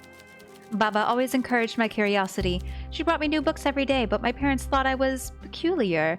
Still, at least they were honest with me about it. I prefer when people are forthright with me, but now I realize not everyone likes that. For example, I don't know if you want me to say something about your apron. What about my apron? It's unacceptably stained for you to be serving people. Some of the red wine stains are more than a week old. You can tell by the patina. It's a very clear 8-day patina or more. Oh. Anyway, I'm trying my best to be a bit more social, hence here. I could stay home reading all day, but even I know there's more to life than books. Books! Socializing! She and Vincent are made for each other, and Vincent's wife did pass away, so maybe Ilya could be a new start. She might be a little bit young for him, though. I don't know how I feel about that. I've noticed you look into the bar's decor. Do you like it? Oh, I was more so admiring the architecture. One of the best ways to learn about how the world was... once was is to look at how the world is now. This basement clearly has a rich history. I can tell from the cornicing that the speakeasy and the library above was once a municipal building. You and Vincent must get on. They do sit together often. We do, but I feel talking with him for hours on end about cornicing is not really the kind of socializing my parents always wanted me to engage in. Still, we do also talk about culture. Vincent was asking me about instruments from Rusalka, but I actually prefer Sarin folk music. I'm half Italian. God, I really am an ignorant white American. But they don't have many traditional instruments either. I prefer a lot of things about Sarin culture. That's why I came here. Really? Yes. Vincent has been a great tour guide through Sarin culture. At first he was a bit wary of me, as he is with most foreigners, but that faded when I asked him about ancient Sarin architecture. So I guess you could say that although we had our differences, that's ancient history. Not that one. Haha. Do you get it? Do you understand my joke? I get it. Very funny. Wait, really? Yeah, somewhat. Oh, right. Nice one. Great. Oh, come on now. Anyway, I really am fascinated by history. When I get bored of one subject, I can always switch. What subjects are you interested in now? Oh, for a while, Vincent was taking me through the history of Bukovi roofing materials. You know, we'd go on a walk to that bakery he likes, even though I don't really care about cakes. He would go on about them, so I would eat one and pretend I loved it too. And he'd talk about tiled roofs and sloped roofs and old thatched roofs, and anyway, Vincent and I found it interesting. Now, though, I think I'd like to learn more about this building and have some drinks while I look around. Okay. I like Ilya. Will your friends from Silas Tech be joining you? I don't think so. They all go to another place. Some kind of cafe with soda drinks, I think. Why don't you join them? I'm sort of an outsider. I don't really feel like I want to tag along with them, and I don't think they want me to either. Well, you're welcome here. Right, thanks.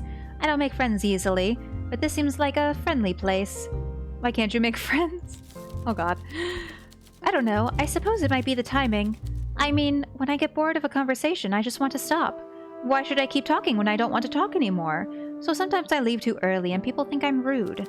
But then I also find it kind of hard to judge when someone else wants me to leave. I mean, back in Rusalka, it was a little clearer, but it's still not always obvious to me. I guess I just find it hard to figure out when people are just being polite here or back home. She got that neurospicy social cue thing going on. Hashtag relatable. I'll be honest, I moved to Bukovi because I wanted to experience the culture, not make friends. Silas is a great place for someone like me. Someone like you? Yeah, you know, a sponge for facts and trivia, and the people there are nice, but it's mostly a solitary job, and I like that. I can explore little rabbit holes of knowledge for hours without anyone bothering me. But sometimes I wish there was one I could share my interests with, just for a while, just till they get bored. So I guess that's one reason why I come here, and one reason why I'm talking to you. I'm glad you made a friend. You mean you? Sure. Thank you. Are you supposed to thank people for being your friend? You can. Well, I'm going to say thank you because I am grateful and it makes sense to me to say it. And let me know if you need anything from me in return. Friend. Okay, friend. Ow.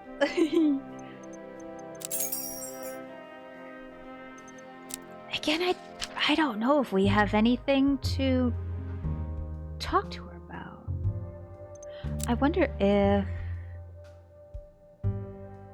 Would she... No, that feels like too much of a stretch to ask her about the old tune.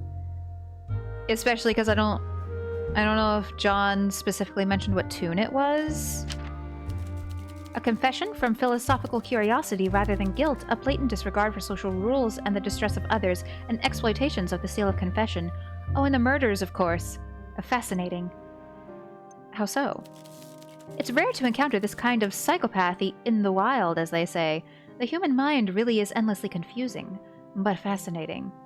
I was kind of hoping she would maybe know more about the tune specifically, and if we could get more details on that, then we could connect it to other things, but... It was worth a shot. Yeah,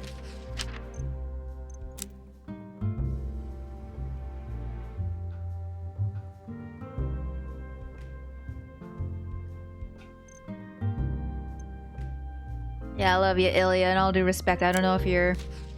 with all due respect, Ilya, I love you, but I'm not sure if you're of any use to me in this current case. But thank you for stopping by nonetheless.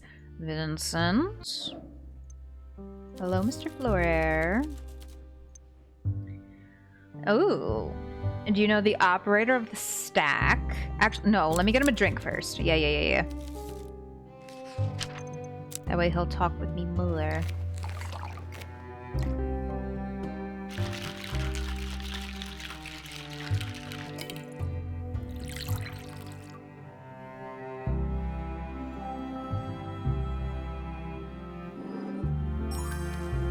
Okay. Ooh. Oh. Let's see. Do you know the operator of the stack? You maybe got a little crush. Yes, and I confess I am fond of the young lady, even if she is as Rusalkan as vodka for breakfast. Is Rusalkan supposed to be Russia? I guess. Russia, Rusalka. Yeah.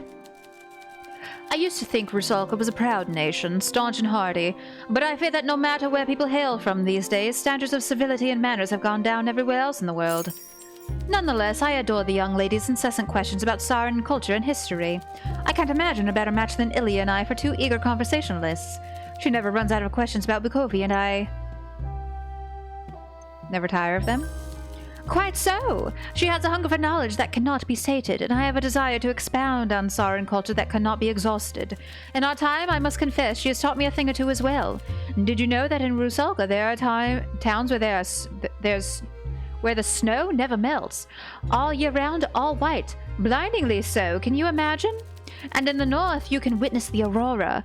My wife always wanted to witness an aurora. I've only seen illustrations in books. To see it with your own eyes. I digress. But the girl Ilya, truly a delight. You know, Feng Bei and I often debate the future of Bukovy's youth. She is hopeful the youngsters will make the world better, but I have my doubts. But if we had more youngsters like Ilya, maybe we could hope for a better world for our children. I mean, children in a metaphorical sense, of course. Right. Okay. Again, like, I think Vincent is supposed to be, like, in his 50s, maybe? And I don't know how old Ilya is. I mean, she is an adult, which, you know, that's kind of... She might be a bit younger than him. As long as it's consensual, I guess. Anyway, I think that's it for the day. I want to try to make some connections on the corkboard. I need to get all Pepe Sylvia in this bitch. Okay, let's see. The setup. And... fuck, what was the thing I was going to connect it to? No? Oh, the killer's confession? No. Double homicide? Oh, there we go. 2 birds, 1 stone. Petru was already dead when Bjorn received the message from his portogram. Yes! That's what I was trying to get at. If Bjorn is telling the truth, that means his attacker was also Petru's killer. Sadly, the body can no longer be identified. We'll need another way to find the killer's identity. There was something mentioned to Hugo about talking to Peter. So we might need to do that.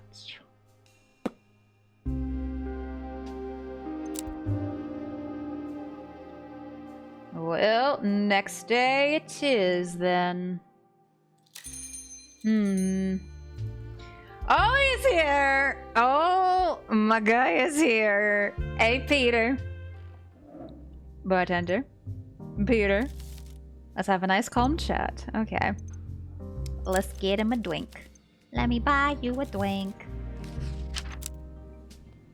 La la la la la la la la la.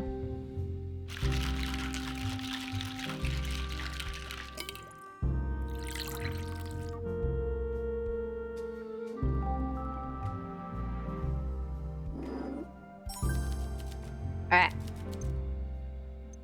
I mean, we know his favorite drink. What sort of drinks do you like, Peter? Same as last time, of course. What, I'm not important enough for you to remember? Well, relax, Squirt. I'm yanking your chain. I like a dark rum, but nothing too rich and creamy right now. Noted. Okay. Oh, we were supposed to get him drunk. Fucking, fuckity, fuck. Fucking, fuck, ass shit. Can I maybe have that back? Shit, fuck. Okay, let me load. Please tell me I hadn't served him yet. Oh. I saved back here? I thought I saved at the beginning of the day. Oh well, it's okay, it's fine. Vincent, yes, hey, hi, you know Ilya? Yep. Uh-huh. You never tire of them? Yep. Okay. Cool. Great. Of course. Dope. I made him a drink before, sure, we're just... And also the affection level, it bothers me when it's just a hair under the next level. Brings me much pain.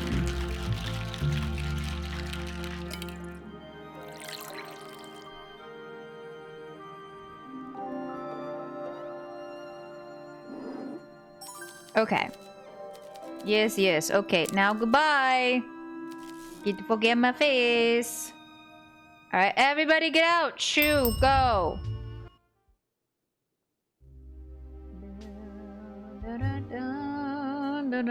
Okay.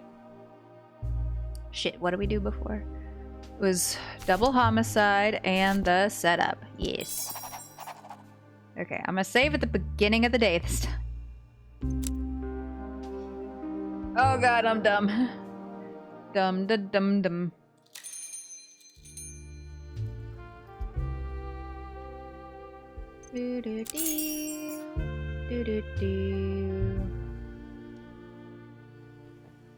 All right.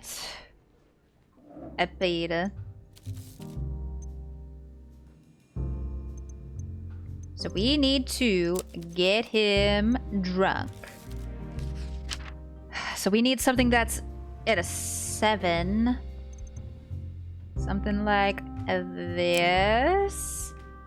I don't know if Peter would be very interested in a drink called a Drama Queen, but you know.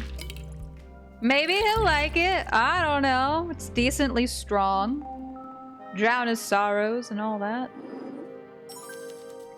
Even your experiments taste alright. Alright. Here we go. So you're unemployed now. Peter looks at you through narrowed eyes. Now lubricated with alcohol, it seems he is ready to talk. His expression... Jeez, the music disappearing. So many serious conversations. His expression softens as he lets his guard down a little, becoming surprisingly somber for his usual doing. Spare me your teasing, bartender. I'm really not in the mood for it. What's the matter? There's no point beating around the bush with you, is there? You'd squeeze it out of me sooner or later anyway. She's fucking dead, Squirt. Carla's dead? Yeah. There's nothing in the papers about this. Got your finger on the pulse, eh? There hasn't been a peep because I'm keeping it that way. The days when journalists risk their lives investigating the criminal underworld are long gone.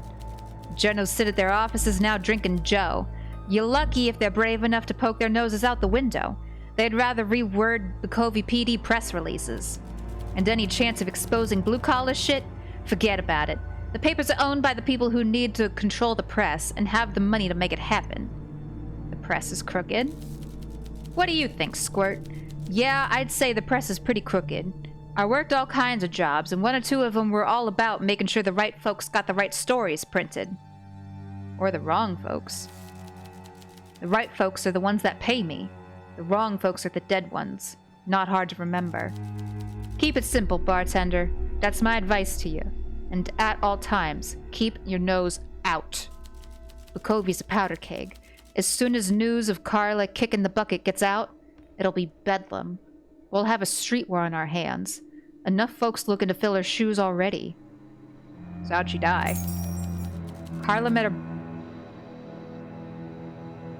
Carla met a brutal end at the hands of someone you never want to meet. I could barely recognize the body. Would hate to find yours in a similar state one day. That's all. And hey, at least your debt is off now. I wasn't lying. That's good, but are you okay? Yeah, I'm fine. I just never expected to outlive Carla, never mind find her body like that. She always seemed invincible, you know?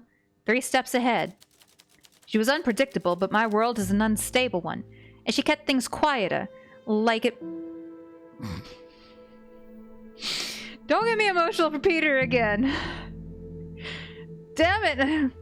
She made it seem like no matter what happened, we had a plan for it. I've seen plenty of folks get messed up, but this was a bad scene, Squirt. I got a strong stomach, but it's different when you see someone like Carla in that state. Did she get, like, mashed up like fucking Petru did? It felt like I'd taken my first steps down the wrong road, and there's no way back. I had to take care of it before anyone else saw. Oh. I carried her out to the car in the dark and drove an hour out of the city to go dig a pit in some forgotten piss hole off the road. Had to torch my gloves along with her books after it was done. They were so soaked. Sat in the grass and smoked half a pack of Marlows before I Jesus. Even I'm shaken up. Before I could get behind the wheel again. It shook you up. Don't worry about me. Worry about the mess left behind. Goddess, who knows how bad things will get now. I need another drink. So the news about Carla's demise would change everything about your work. Put that together, did you? Yeah, her little vacation is already putting people on edge, and some folks are getting rowdy, getting some real funny ideas. Once the truth gets out, there's gonna be some serious upheaval in my world. I doubt there'll be much sitting around anymore. I need to get ahead of this. Need to sort out what I'm gonna do.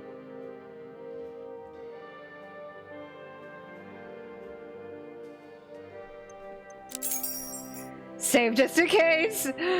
Oh god. You should quit. I don't know. What else am I good for? I see my mates clamber over each other to climb to the top.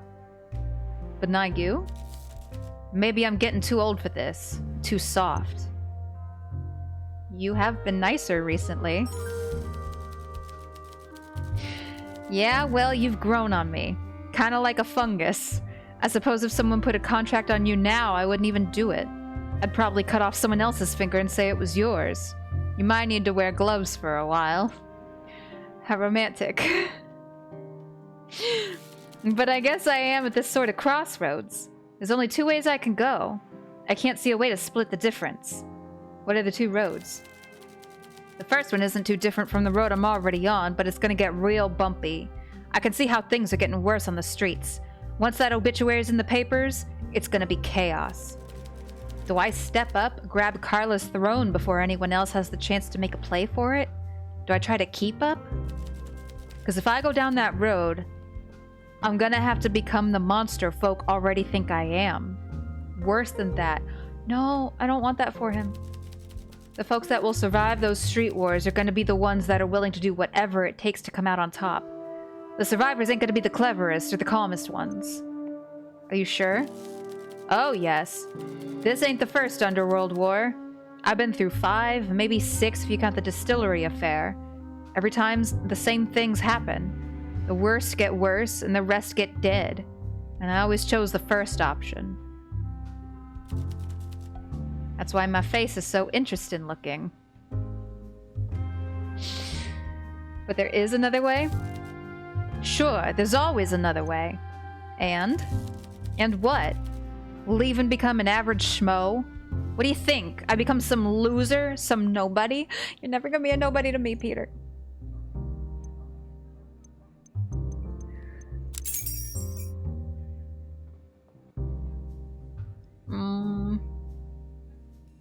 You'll never be just some loser. Look, I got friends that walked that road. Left the life and went straight. It ended badly for them, and they were smarter than me. What chance have I got?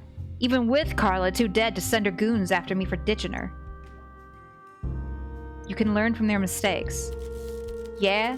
Say I settle down. Move out the city, start working at I don't know, a market stall, selling cucumbers to grandmothers, making small talk with the farmers and customers, really connecting with the common man. And one day some old man comes in and he recognizes me from my scars. He remembers how I kneecapped his nephew for missing payments on a fucking loan for a barn extension. When the old bastard turns up at my market stall with his 6 burly cousins, and I've got no weapon and my guard is down, how am I going to explain to them that I'm a changed man who has found redemption and peace before they stab me with a fucking pitchfork and throw my corpse in a grain silo? It doesn't have to be that way. I don't know, Squirt. You really think I got it in me to start over? Turn a new leaf?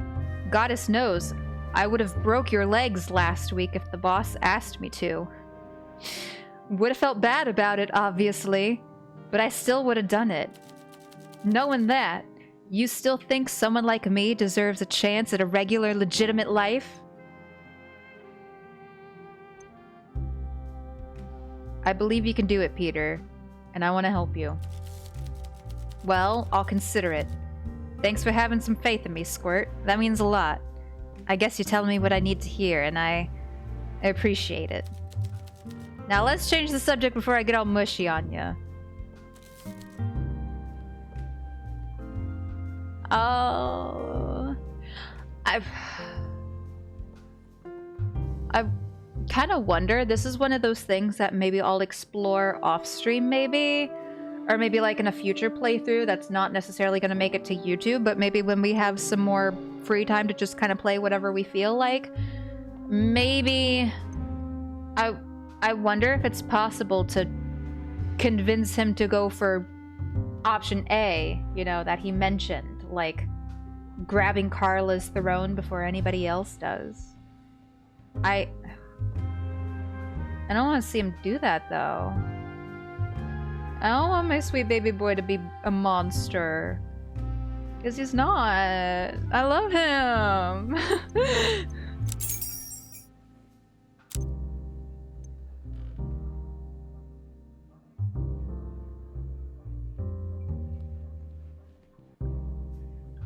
Okay. Let me have a look-see here. Carla's demise. Carla's dead, having been beaten to death in her office last week. A very brutal murder. So it sounds like the same person who killed Carla killed Petru. Fascinating.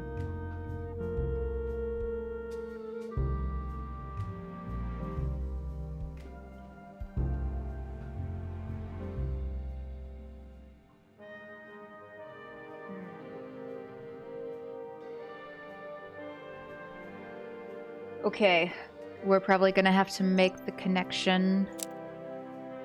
We'll get there. We probably have some evidence we need to ask Peter about. Oh gosh, where to start? Petru was already dead when Bjorn received the message. Bjorn telling the truth. It means his attacker was also Petru's killer. Sadly, the body could no longer be identified. Yeah, let's try that. Good idea, poor execution.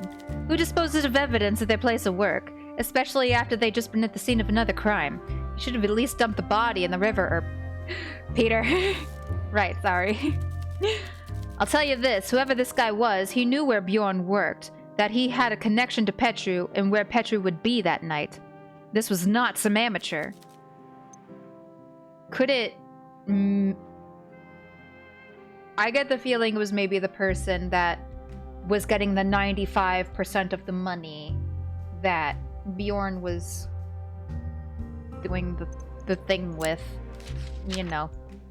Let's see, the setup. Let's go with that. I would have bet money on the killer taking Bjorn down, but never right off a Scotian, I guess. Bjorn fucked that guy up good and proper. I've seen it before. The will to survive is just stronger in some folks than others. Can't believe Petru set him up, though.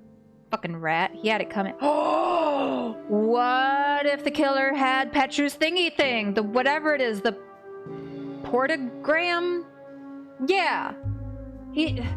Petru didn't set up Bjorn. The killer, whoever he is, had the thingy and made it seem like Petru. Yeah. Oh, I'm unraveling this case.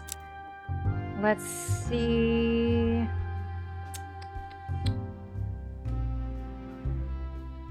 Maybe anything about this, perhaps? I should have known he was involved in all of this, the lumbering fool. You know something? Well, for once I actually do. Of course, it's because this sort of stuff's entirely crooked, but I presume that's why you asked me? Sorry. It doesn't matter. No point keeping our secrets now anyway. Your third party? It was Carla! Oh, there goes my theory. Who else could afford to bribe the goddamn treasurer Bukovi? All thanks to people like you taking out loans. Okay, you know. She was making big plays, getting ambitious. When you rule the underworld, eventually you look around and realize you're still under the people with real power. Petru was as greedy as they come. Bribing him was an easy ticket into both his cash book and his inner circle, increasing Carla's influence over local politics. Ooh. If you ask me, she was flying too close to the sun. Guys like that can't be trusted. The respectable types will always see us as garbage, no matter how high we climb. When Carla came out of the darkness, they burned her up. But who the hell ever listens to me, right? I was hired for my muscle, not my brains. Or looks. Ha! Naturally, my advice doesn't get heeded too often. Like when I advise a certain bartender not to dig into this kind of stuff. Oh gosh! It gets me real hot under the collar. I gotta beat it, yeah, okay. Bye, Peter. So let's see. Carla's bribe. The third party whose money Bjorn had been carrying to Petru was Carla. Oh, it was the other way around. I thought, okay. Referring money between a third party and Petru. Okay, I got the impression that Petru was the one sending Bjorn money and the 95% was going off somewhere else. But instead it was Carla sending the payments to Bjorn and he was sending the 95% to Petru. Okay. Fascinating.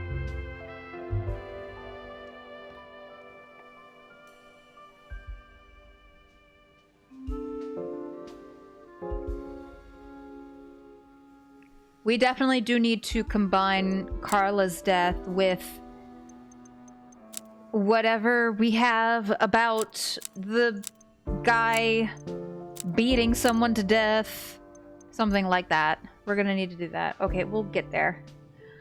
Hello, Miss Feng Bei. Let me make up for my grievances last time. I'm so sorry. Please let me fix.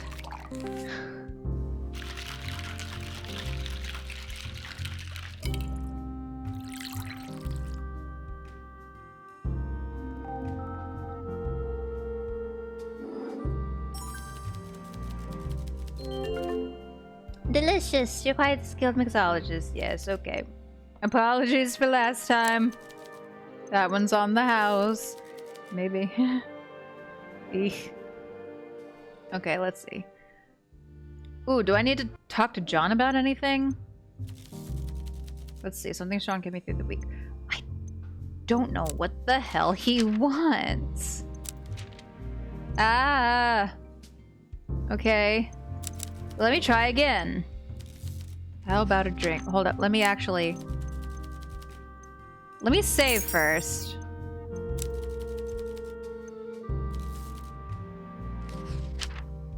I mean, I can't just go with the strongest thing I have. Because then he's gonna go. Ginger ale, lime slice. I mean, I tried to go for the basics. I didn't like it. What about a drama queen? Herbal bitter. Maybe. It's decently strong, but that's also past his tolerance. Let's try it. Maybe. I don't know, man.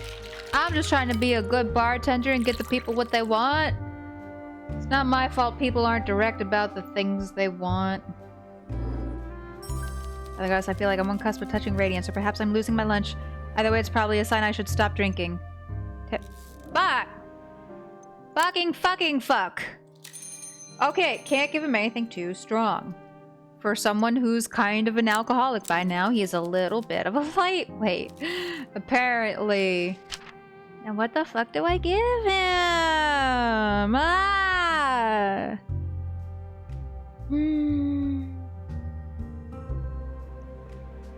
I don't know if with the one night stand, I'm pretty sure if we like hit right on here, that's too much.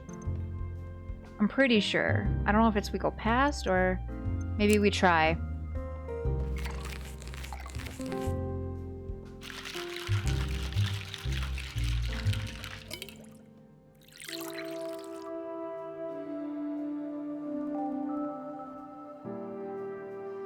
For science.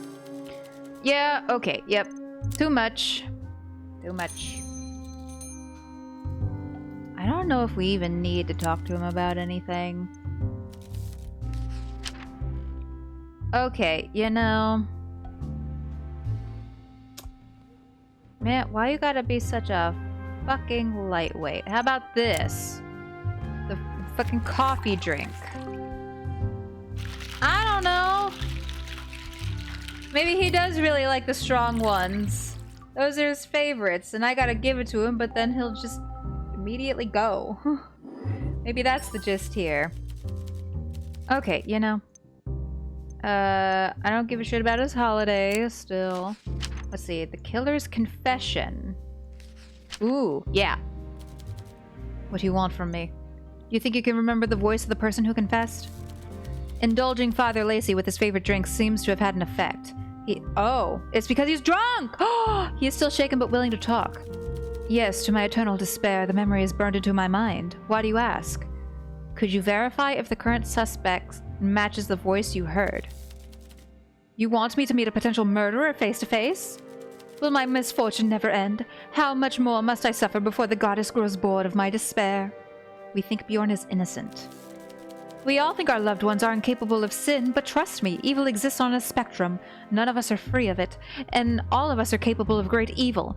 For example, right now, I would commit atrocities to escape this conversation. John is not as nervous, but will need verbal encouragement and convincing to see Bjorn. You should have a proper heart-to-heart with him.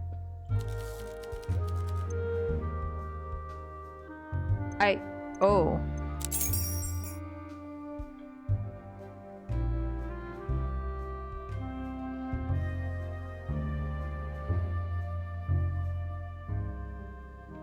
Okay, I think you should meet Bjorn. And what good would come of that? Must the goddess force me to relive my most traumatizing moments? I already broke my oath of secrecy. Why would I let this dangerous man know that? You can atone for that? By helping? This could clear him. Perhaps. I broke my oath for a higher purpose. Must I really be forced into impossible choices at every turn, then punished no matter what I choose? Ugh. Do I even have a choice now?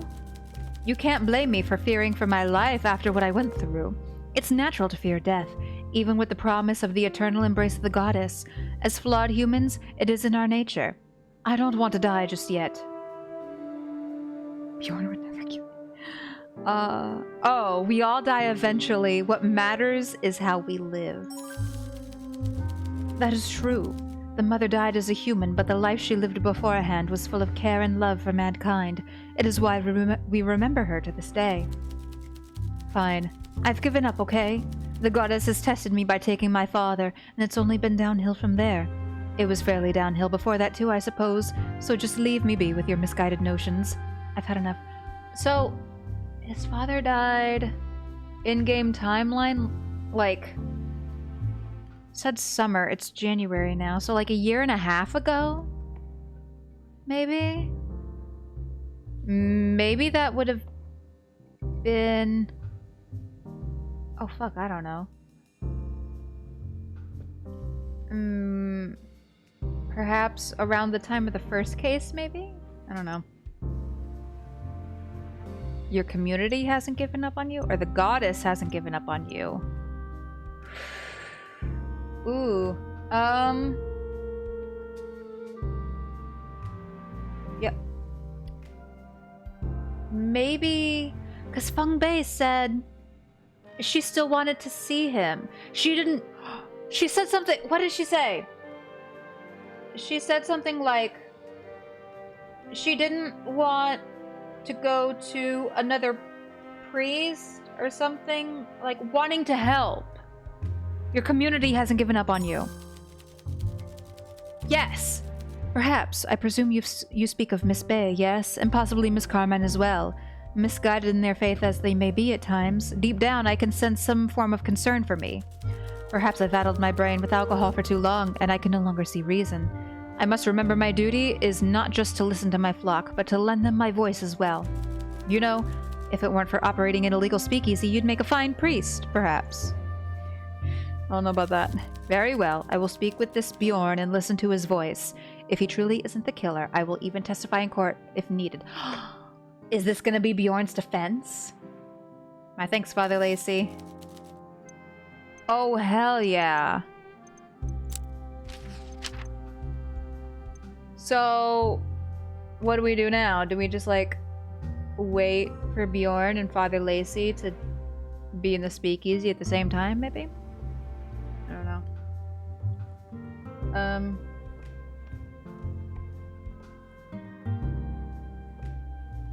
Okay, let's go ahead, skedaddle. We have some connections to make. Well, oh. Oh, this is it! After everyone else has gone home, Father Lacey takes a seat in front of you.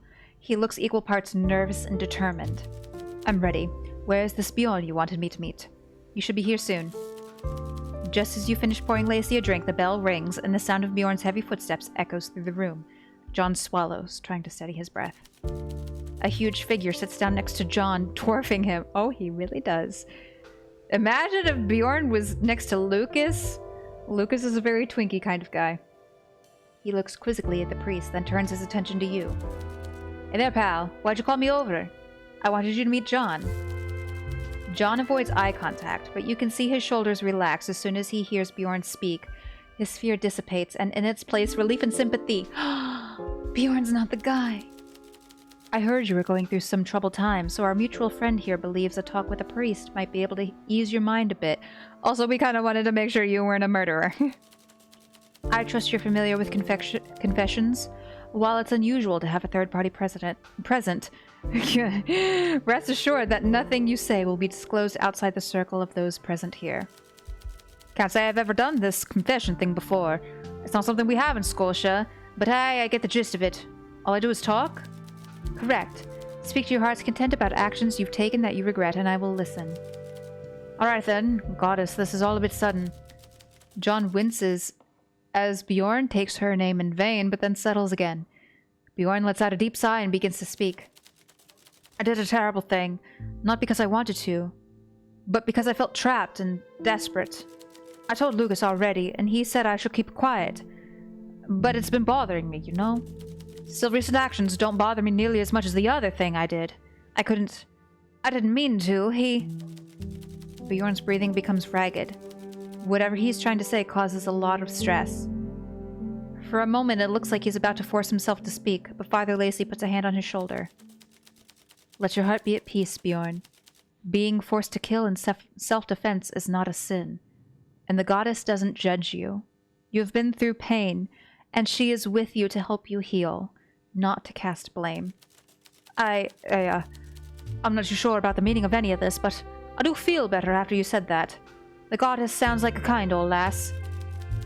She is. She made sure that those who have found her can reach out to those who haven't. Today that would be me, I suppose. That's mighty kind of you. I wasn't sure what to expect when my pal here called me over, but I'm glad I accepted the invitation. If you'll excuse me, I need to go home and lie down a bit. Sorry about wasting the drink. I'm afraid I've lost the taste for it. Bjorn gets up and gives a courteous nod towards Father Lacey, who gently smiles back. Then he heads out the door, leaving you alone with John. Shame about that drink, for it seems I have lost my thirst as well. Still, what matters the most here is that I can confirm the person who confessed to murdering an innocent man was not Bjorn. I couldn't detect the Scotian accent during the conversion. Need more alcohol, clearly!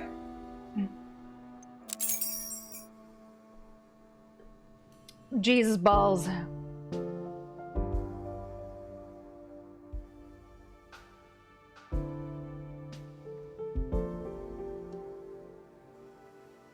It's effect.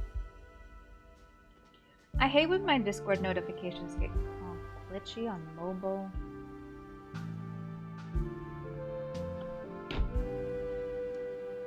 Okay.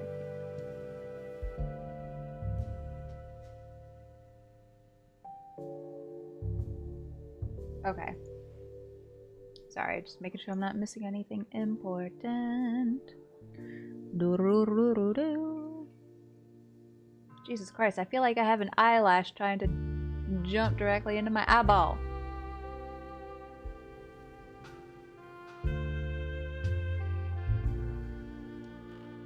Okay, that might have to do for now. I couldn't detect the Scotian accent during his confession, and there was no glee in his voice when he spoke of his sins. You believe he's innocent, then? That remains to be seen. While it's true he has shown remorse, this intense reaction usually only happens when the confession is about something deeply disturbing. Why didn't you let him finish? Despite what I said, this wasn't a true confession. It's clear he hasn't accepted what has happened, and we're in a speakeasy. Confession should be done in a church after you've had time to think about your actions. Should he wish to experience a true confession, let him know he's more than welcome in my church. I will open the booth again on Fridays. I'll do that. Yes! Fuck! As for his trial, you can count on me to provide some semblance of defense, provided that whoever told you about the whistling also appears. We have Bjorn's defense! And literally no other suspects. We're at a fucking dead end. It shouldn't be a problem. Wonderful. Now then, it is late and I have to go home. May the goddess be with you. John gets up, adjusts his clerical collar, and gives you a brief smile. As he exits the speakeasy, you can't help but grin at the unfinished drink sitting on the counter. Oh. Okay. Damn it, we did good. Oh, we did real good. Anyway, so the thing I was gonna do. Let's see. Carla's demise and double homicide, maybe? Yeah. Ooh. Bare knuckle job. Both Carla and Petru were beaten to death, killed a mere week apart. Could they have been taken out by the same killer, who has a very specific MO? Ooh, I feel like we're gonna need to question some people about that. And by people, I mean Peter. Oh, he's here today. Lucas and Bjorn are both here today. You shouldn't have gotten involved like that. I had to. If it means I can keep you out of jail, then I'll take that risk. Why? You're risking yourself just to help me. You know why. Oh, I love me some gays. Okay. Ow. What the hell? Okay, I think I need a super quick BRB. I need to... This is bugging me. It's like right in the corner of my eye. Probably an eyelash that's like in my eyeball right now, right on the corner. Okay, I'll be right back. This is like a halfway to top of the hour anyways, but we're gonna take a real quick BRB, so I'll be back in just a bit. Y'all behave yourselves.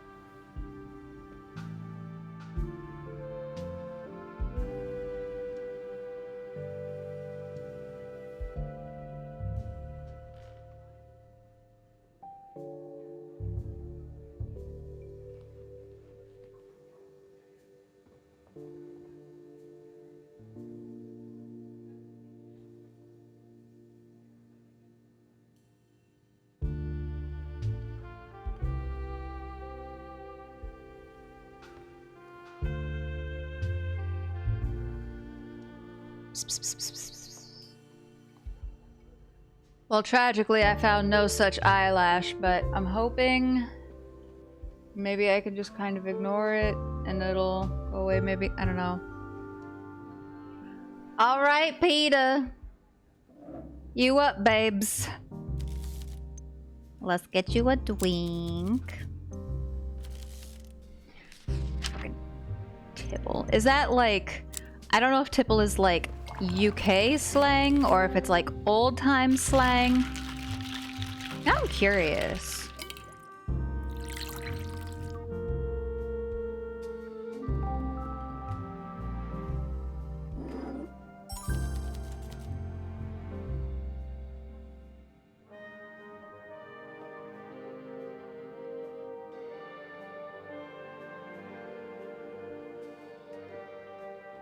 British informal.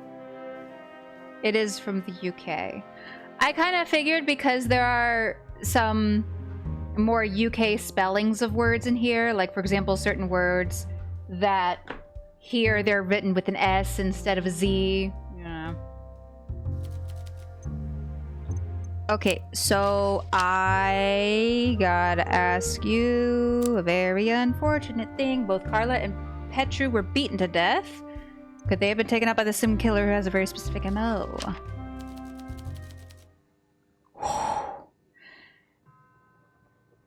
Here I was, being nice, warning you to stop digging into this stuff. I suppose the best way to get you killed is to dangle any mystery in front of your eyes, as long as it's dangerous and hopeless. You know something about Petru and Carla. I know many things. Most importantly, I know the best way to avoid painful death is to keep my nose out. Bjorn's life may depend on this. Fine. Who am I to deny your death wish? Just promise me that when he's beaten the life out of you, you don't mention my name. His name is Vladimir Bros. He's a Bros? Bro. He's a hitman. A killer for the love of the game and one of the roughest Rusalka ever produced. His works send a message, and the message is usually loud. If he's a hitman, does that mean somebody hired him? I'm no saint, but even I don't have the stomach for his kind of job. This was the first time I'd seen the aftermath of one of his hits, but I'd heard the stories. He beats people to death. He spent a long time doing it, and he got real good at it. Carla wasn't the first tall poppy he's cut the head off, and she probably won't be the last. Who sent him? Peter shakes his head slowly. If I told you that, both our names end up on his next contract. In that event, I make my odds of survival out at about 50-50. Your chances would be much slimmer, Squirt. So he knows. Huh. Interesting. I asked him this before when I had to reload.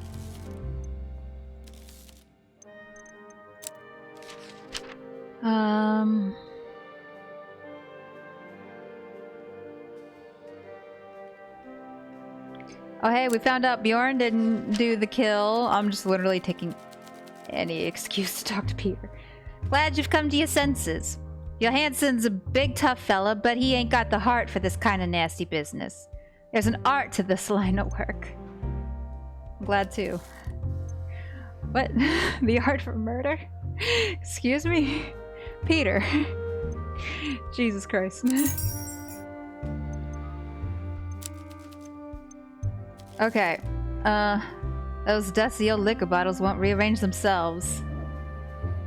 Okay. So we got this modus operandi. But this Vladimir guy, he's not on our suspect list yet. Maybe we need to talk to Hugo about it.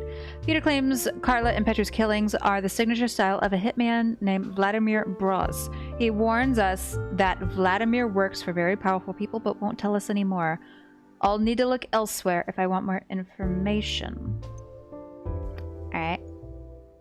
Hey Hugo, I found a thingy It's kind of bad. It's no name I've heard of, but considering he went after the likes of Carla, I'll admit access to his records may be above my pay grade. We should look into this.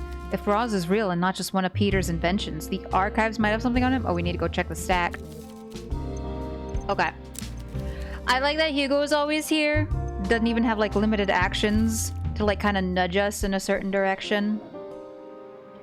It's good for dum-dums like me who might get stuck on occasion. I appreciate that.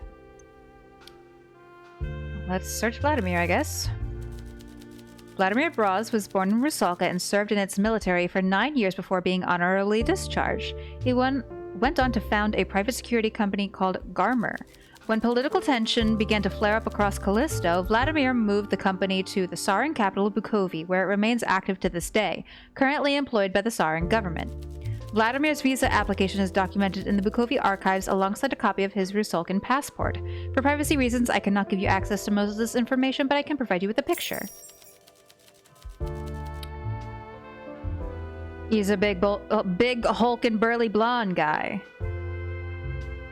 The sex printer spits out a photo of an intimidating blonde man with a scar on his lip. All these guys got scars. At least Peters is hot. His height is listed at an impressive 195 centimeters. Help, I'm a very stupid American.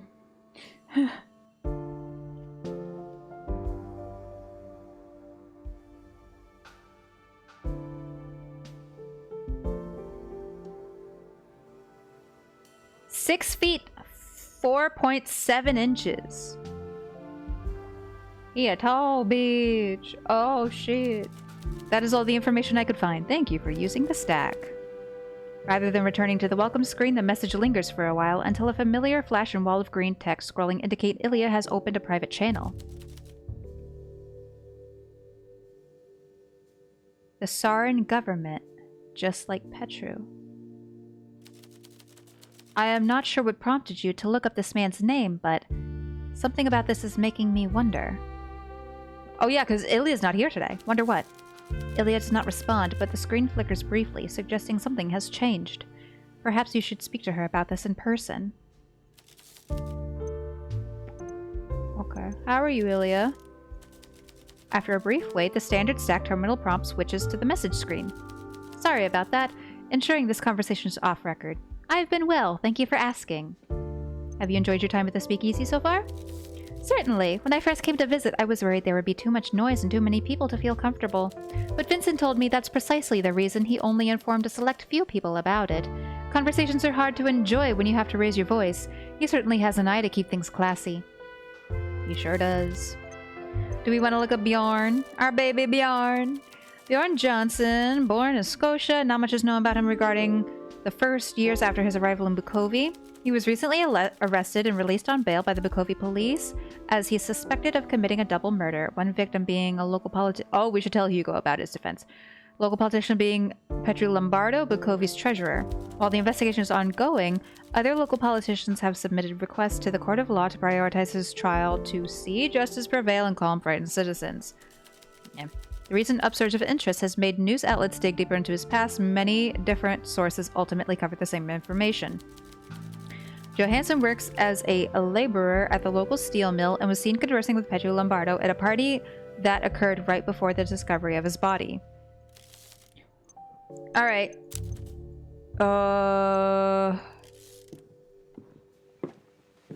Okay, I think we got some things to talk to Hugo about, maybe? Possibly? Let's see. We got Bjorn's defense. Yeah. I'm impressed. If not for your diligence, Bjorn's name may have never been cleared. It seems I've put my trust in the right person. But I'm afraid we're not out of the woods yet. Not by a long shot. But we've proven Bjorn is innocent. Yeah, he said we need the culprit. Petru was Bukovy's treasurer. Commissioner Aldea is out for blood, and someone will hang for this to appease our superiors. He won't accept acquittal of our sole suspect. We'll need to know who else could have killed Petru. A name and enough proof to build a case.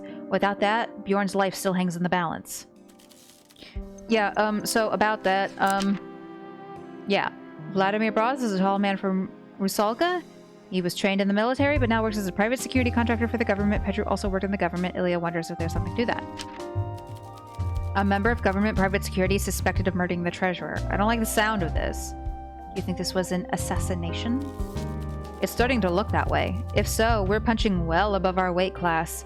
The case will need to be airtight. We need a motive. Why was Petru killed? That's right, if it was a hit, I guess there would have to be a reason somebody ordered it, other than, you know, just for shits and giggles, I guess.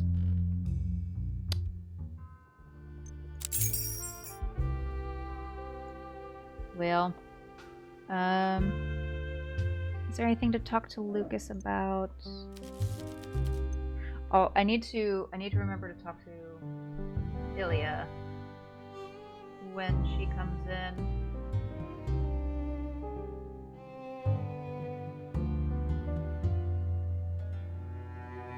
Okay. I don't know if there's... Oh, hey, I found your man's defense. Oh, thank the goddess. You've really done it. Bjorn's innocence is proven. I'm not sure he's out of danger just yet. Really? But this proves it. Obviously, this mysterious man in the confessional was responsible, not Bjorn. The police want this case closed. They'll need another suspect. Oh, what an awful mess. I'm sorry I'm asking so much of you, my friend. It's okay. I will help Bjorn. No matter what. I'm going to help the gays. I don't know if there's anything to talk to anybody else about. Ooh. Father Lacey has confirmed Bjorn's innocence. You were wrong. You should apologize and change your way of thinking. Father Lacey really said that? Are you sure he remembered correctly? Was he truthful? He could have been feeling sorry for Bjorn or... Vincent. Enough. Vincent sighs and looks away. Slowly, you see his desperation turn to uncertainty, and then to regret. When he meets your eyes again, you can see the shame on his face before he even speaks. I've been a fool. No, worse than that. I've been cruel and judgmental to a man that deserves better. A gentle, hard-working man that's made Lucas very happy. Every day, the sorrow I grew up in drifts just a bit further out of my reach, and so too do my memories of Flora. Every day I get a bit older, and the world becomes darker, more confusing, more foreign to me. It's leaving me behind. Sometimes I feel like I should be with her already. Wait a minute. I'm not prepared for this. It seems casting my gaze backwards towards the past hasn't helped me adapt to the modern world. It's only made me bitter and narrow-minded. Flora would want me to have a future where I find a place for myself. Not this more abundity I inhabit. I should have offered Bjorn my support, but instead I judged him for his nationality, ethnicity, and social class. I failed a man when he needed someone with my privilege and influence to protect him. Yes! So exceedingly yes! I am ashamed to admit that this is the second time I have made that mistake. The second time? There's no point in hiding it from you. You're clever enough. You've no doubt figured out that this venture of ours wasn't the first incarnation of the Nightcap. Yeah? There was another venture, another speakeasy. It didn't end well for anyone. I broke a promise to save my own skin, and someone else took the fall. I did not cover myself in glory. I had a chance to stand shoulder to shoulder with someone who needed me, and I let them down. He's talking about the bartender from the first case. I have regrets. I understand why you did it, even if it was wrong. Thank you, bartender, for making me come to my senses. You really are the angel perched on my shoulder. I realize now that it'll be hard-working foreigners like Bjorn, like Ilya, that'll likely carry the torch for Bukovi's future. Not grumbling old fossils like me. All I can do is offer my guidance, and in Bjorn's case, my deepest apologies. Oh, Vincent, I'm so glad you came around. I really didn't want to hate you. Go make amends. Okay. Wow, I'm so glad we did that. Because that's like, I feel like that's one of those, like, we didn't get a clue or anything from that. I'm not sure that conversation really has anything to do necessarily with the case. But it's like, it helps, you know? It's good. Anyway, hey Bjorn. I need to get you a drink because I can't let that affection level sit where it is. Pardon me a moment. Before I tell you that we found your innocence and your alibi, your actual alibi in defense, let me pour you a drink first. We'll say it's to celebrate. How about that? Okay. Yeah. Okay, so we got that. For all Father Lacey knew, I could have been some madman. He just had a murderer in his confessional. His nerves must be in tatters, but he still agreed to meet me. He didn't need to say anything, but he still offered me a kind listening ear. Me, a stranger that didn't even belong to his flock. He had plenty of reason to fear me. The father did me a great kindness. I only hope I can repay him one day. Yeah. Okay, we need to wait for Ilya. I really don't. I don't think we're gonna get any other suspects. I'm gonna be so for real. It really seems fairly confidently this Vladimir dude. Which is odd because usually we have, 4 suspects. But was there any other Vladimir's profile?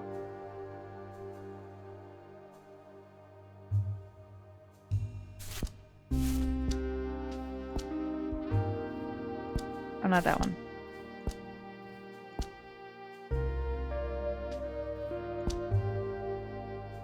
Weird that he went to confessional first. Okay. I don't think there's any connections we can make here.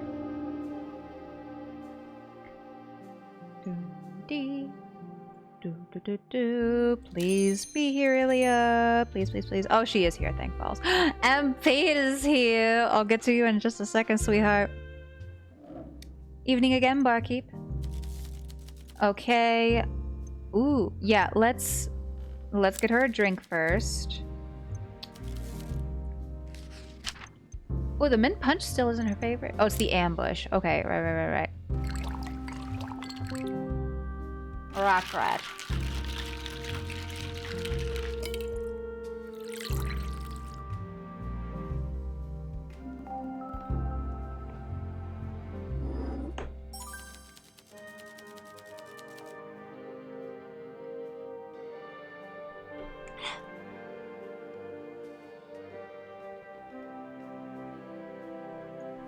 Okay, so did you learn something else about Vladimir?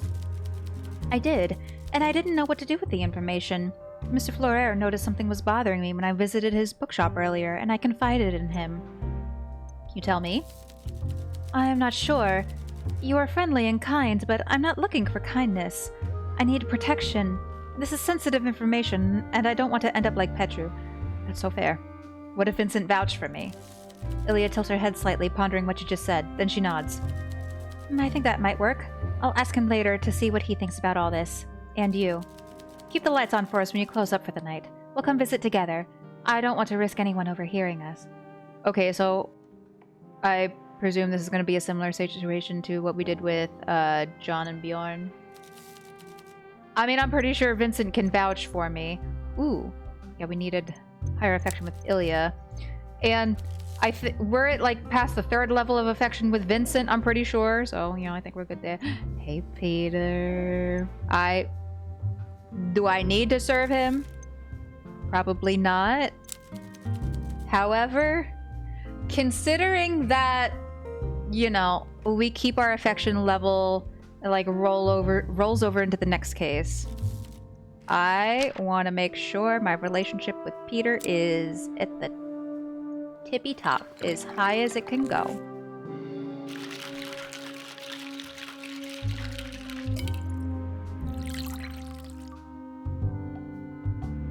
Okay.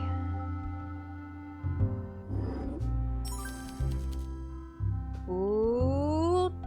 Yeah, that's what I'm talking about. Nothing new to talk about, unfortunately.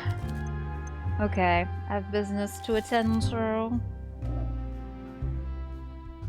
Alright, well, I'll save real quick. I hate that he sits by the stairs looking all sad all the time. Oh my god. Alright, let's go ahead and end the day. Ooh. After seeing off the last guest for the evening, you keep the lights on, expecting Ilya and Vincent to arrive a few minutes later. Sure enough, the bell rings and the pair walks down the stairs to take a seat at the bar. Well, bartender, I'm glad you're already well acquainted with a brilliant mind like Ilya's. You flatter me, Mr. Floyer, though I must admit I visit for the comprehensive nature of this literary collection, both at the archives and in your bookshop. And humble to boot. Now then, I presume this is about something serious.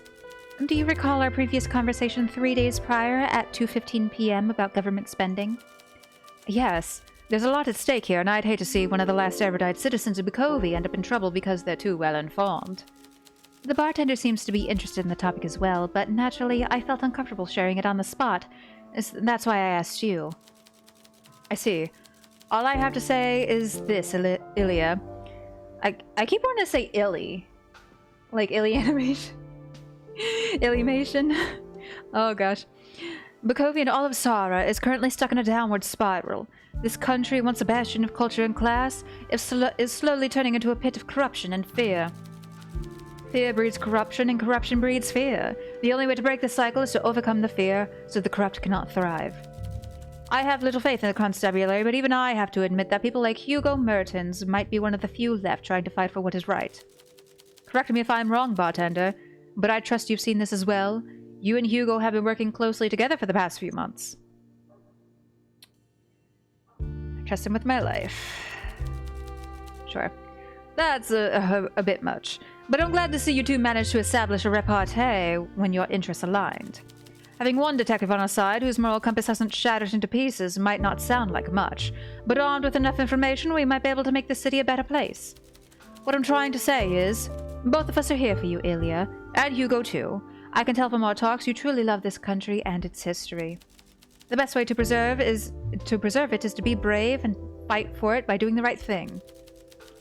Ilya's breathing has accelerated during Vincent's speech, but her expression is steadfast. She looks you in the eye. Very well. You want to know more about Vladimir Braz, correct? Yes. The archives mention his private security company Garmer pulling out of Rusalka after rumors of war began to arise across Callisto. Immediately after Vladimir moved to Bukovy, the Saran government became a client.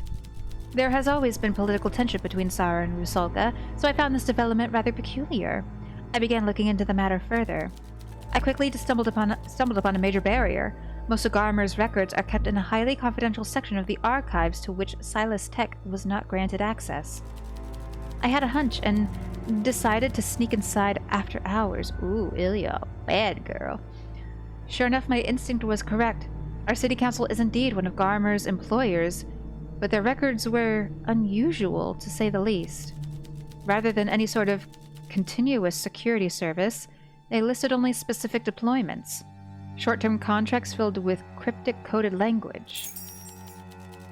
Most chilling was the last, which included a piece of correspondence. The individual has been dealing with Carla for some time now. Both are considered intractable problems. Please let Vladimir solve them. This has nothing to do with security, does it? Vladimir's a hitman. A murder for hire employed by our government? By the goddess, that just proves it. It seems this information is vital in your current investigation, wouldn't you say, bartender? Extremely. Then it seems I did the right thing, both by digging deeper and by bringing it to your attention. As for the our end of the bargain, make sure to watch out the moment you feel uneasy or threatened. I will do anything in my power to ensure your protection, even if it means the end of my bar and my shop. What about me?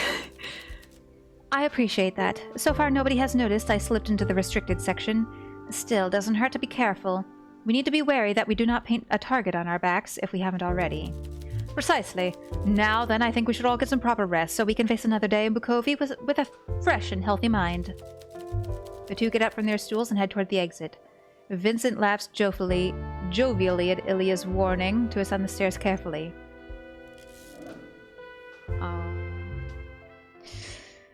Okay. What the hell do I do with this? Government secrets. A message Ilya obtained states that he had become a liability because of his dealings with Carla. Do I need to connect that with a double homicide? Oh. Wait. Just a ding-dong second. Double homicide. Government secrets. Oh, come on! Maybe... Where's profile? Ooh! Two birds, one stone? I gotta connect this to something. Carla's bribe? Oh. Petru had been accepting bribes from Carla, which made him a liability that needed to be dealt with in the eyes of his superiors. Vladimir Broz was sent to do just that. So, the fucking government sent out a hitman on one of their own. Damn, no wonder Peter didn't want to tell us. Oh, fuck. Okay. So... I mean, this is it. Is it not? I mean, this is definitely a shorter case than some of the others, I think, but I don't think there's anything else left to uncover. I think we kind of got it, right? I think. Maybe? Let's go ahead. Go to the next day.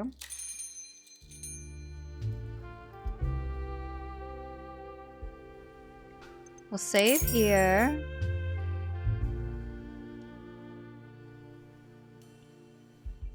Ooh, conversation. Clara and Maria sit opposite one another, the two of them chatting politely over drinks. You didn't realize they were close. It's been a few months since Alina passed, right? I guess you don't want to talk about it, but also, maybe you do, and I'm acting like it didn't happen? What I'm trying to say, damn it, maybe I'm saying I'm a good listener. It's okay, Claire. I'm doing better. Now, let's go back to how you lost last time. Queen's Gambit. Right, I was being too aggressive again. I know. But you really don't give me much of a chance. I've never been able to go easy on anyone. Your positional play wasn't all bad. I was probably worse when I started. You started when you were what, 10? I got beaten by a 10-year-old this year. I'm not normally a sore loser, but he was so smug too. Can I confess something? I felt like stealing his pocket money and telling him he was adopted. Oh shit! Maria! Do you still bring a chessboard everywhere? A small one, and yes, I read a lot of theory books. When I'm out and without a board, I struggle to remember any of it. It's building muscle memory, like in combat. You don't really know how to block a punch till you've done it a few times. Sure. Did you want to play a game? I still remember some of the stuff you taught me. As long as you learn a proper opening. I can do that, I think. Oh, they're so cute. Alright, Hugo, I feel like we gotta submit. So have you found anything that helps Bjorn walk away from all this as a free man? Here's everything I found. Firstly, I do not want any surprises thrown in my face when I bring this case to my superiors, understood? If you found anything that makes Bjorn look worse, I need to know about it. Did you find any evidence proving he could have committed the crime? No. I just don't think he had the means. Bjorn was seen at Hotel Jubilee on the night of the murder, bartender. And remember, Petru was beaten to death. Even if he claims to dislike violence, he has no lack of physical strength. What? I know we left the evidence thingy empty. Oh, we didn't find any. Did we miss a connection somewhere? I hope you haven't missed any damning evidence that may throw his defense into question if brought up in court. We need to consider the motive next. I can't imagine the prosecutor will have much to go on, but public sentiment has a tendency to bridge that gap and sway the judge anyway. Did you find anything that may be used against us? Any motive Bjorn may have had? Bjorn unknowingly acted as Petru's mule. So Bjorn was involved in Petru's money laundering scheme. Unfortunately, incriminating Petru does little to help Bjorn. The only positive here is that Bjorn is on trial for murder, not fraud, so this likely won't be used against him at least. Unless it is somehow related. The money stopped coming. Petru was angry when Bjorn asked him about it at the party. I see. So there was an argument about money, in public no less. I've little doubt other parties would find out about this. We need to explain this before the prosecutor can do it for us. Which brings me to my last question. What could possibly prove Bjorn's innocence? Father Lacey is willing to testify. Lacey spoke to Petru's killer during confession and can confirm that his voice doesn't match Bjorn's. Though the seal of confession is meant to be absolute, the laws of Sara supersede the laws of any church. If the father is willing to prioritize Lady Justice over his goddess, that's his right, especially if it helps solve a murder. Will Clara appear as well? Absolutely. She was a primary witness after all, but how is this related to Father Lacey again? It will involve whistling. Right. They can both testify to hearing the same song being whistled, proving that the killer in the confessional booth was the one leaving Petru's room. That just might work. We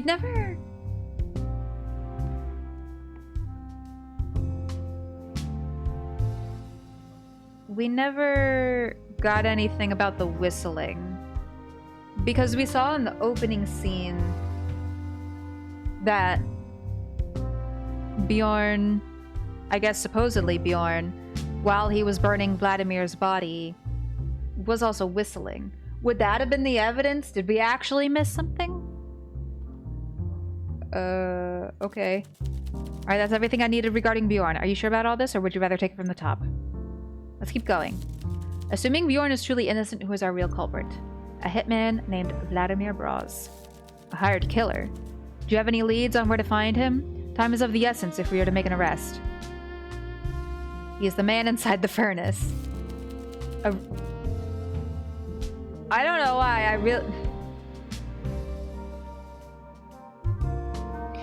I don't know why I completely forgot that Vladimir is already dead. Like, I knew that, but for some reason my brain just kind of like short-circuited on that a little bit. Whoops. A Rusalkan hitman killed by Bjorn in self-defense. But why would he have been after both Petru and Bjorn? Corrupt officials wanted to tie up loose ends. So you believe our government killed one of its own? You explain the role Bjorn played in Petru and Carla's dealings, as well as Vladimir's orders to solve the problem.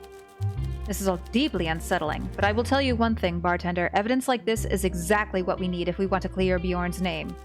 While we can't go directly after the real culprits holding Vladimir's leash. Why? Exposing their contractors' involvement to the public will force their hand. The charges will likely be dropped to prevent any further investigation. Still, this will only work if our defense for Bjorn is rock solid. If it isn't, he remains a convenient scapegoat. Do we need the evidence against him? I saved before this. Just in case.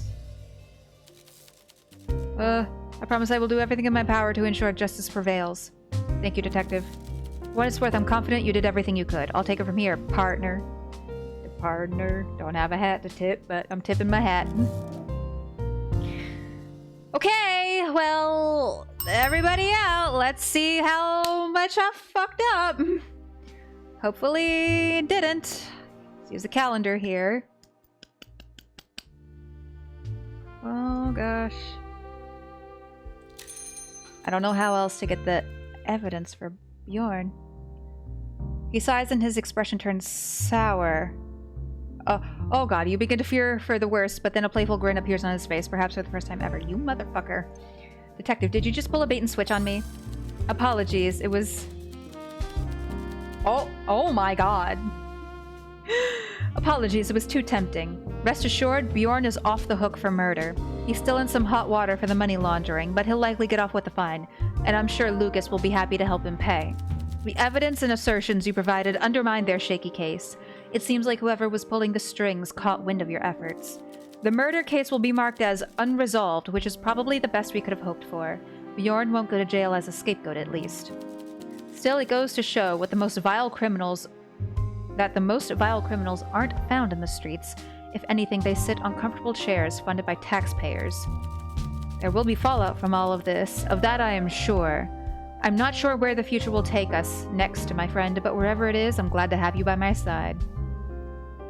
Hell yeah. Oh, we did it! Holy fuck. We still missed a clue. It was probably the evidence against Bjorn. Oh, well. Highest affection, Peter. Oh, well. Don't mind if I do.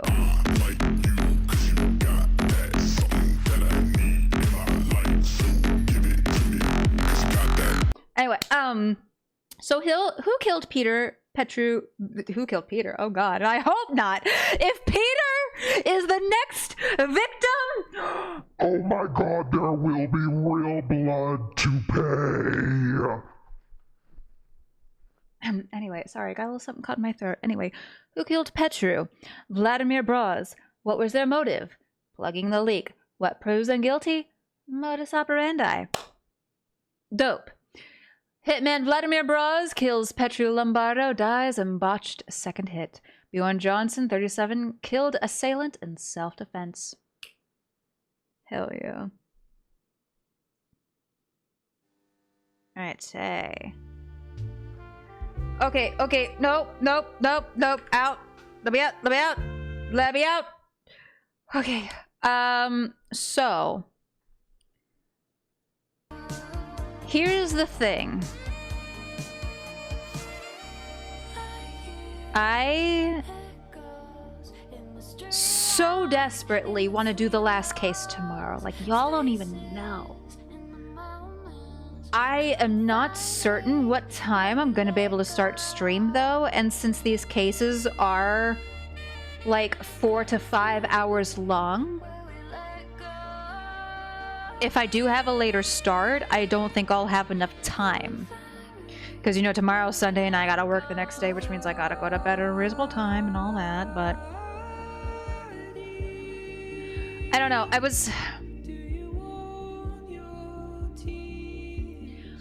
was planning to finish up the Sims Nostalgia series tomorrow, but... And then do the last Best Served Cold case a week from today, on Saturday. Maybe we'll say it depends on what time I can start tomorrow. If we can get an early enough start, then we'll do the final case. Which, dear God, I want to. And I am very tempted to just say, fuck it. I don't care how late it is or how late it gets. I'm gonna do it. We'll see. We'll see. It is very possible. Right now, I feel like it's about 50-50. Whether we do the final case or we do the finale for Sims 1 Nostalgia. Either way, we're doing some type of finale tomorrow. Gonna be exciting as hell. And I'm very, very stoked for it. And then whatever we don't do tomorrow, then we will do next Saturday.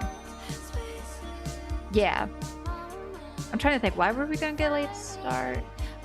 I know I'm gonna have a bit of a late start because Ben has like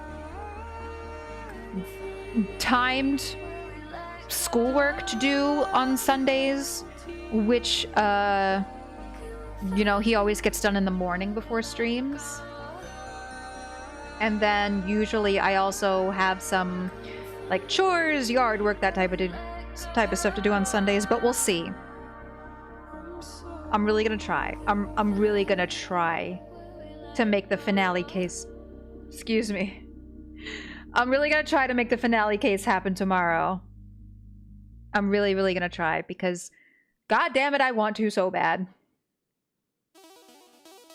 So we'll see. As always, y'all make sure to keep an eye on the Discord. Follow me on socials if you have not already for going live notifications, YouTube upload notifications, updates, announcements, all that good stuff. And I appreciate y'all so very much for hanging out with me. And I hope you have an absolutely wonderful rest of your morning, afternoon, or evening, whatever time it may be for you. And until next time, I will see you folks later. Bye-bye!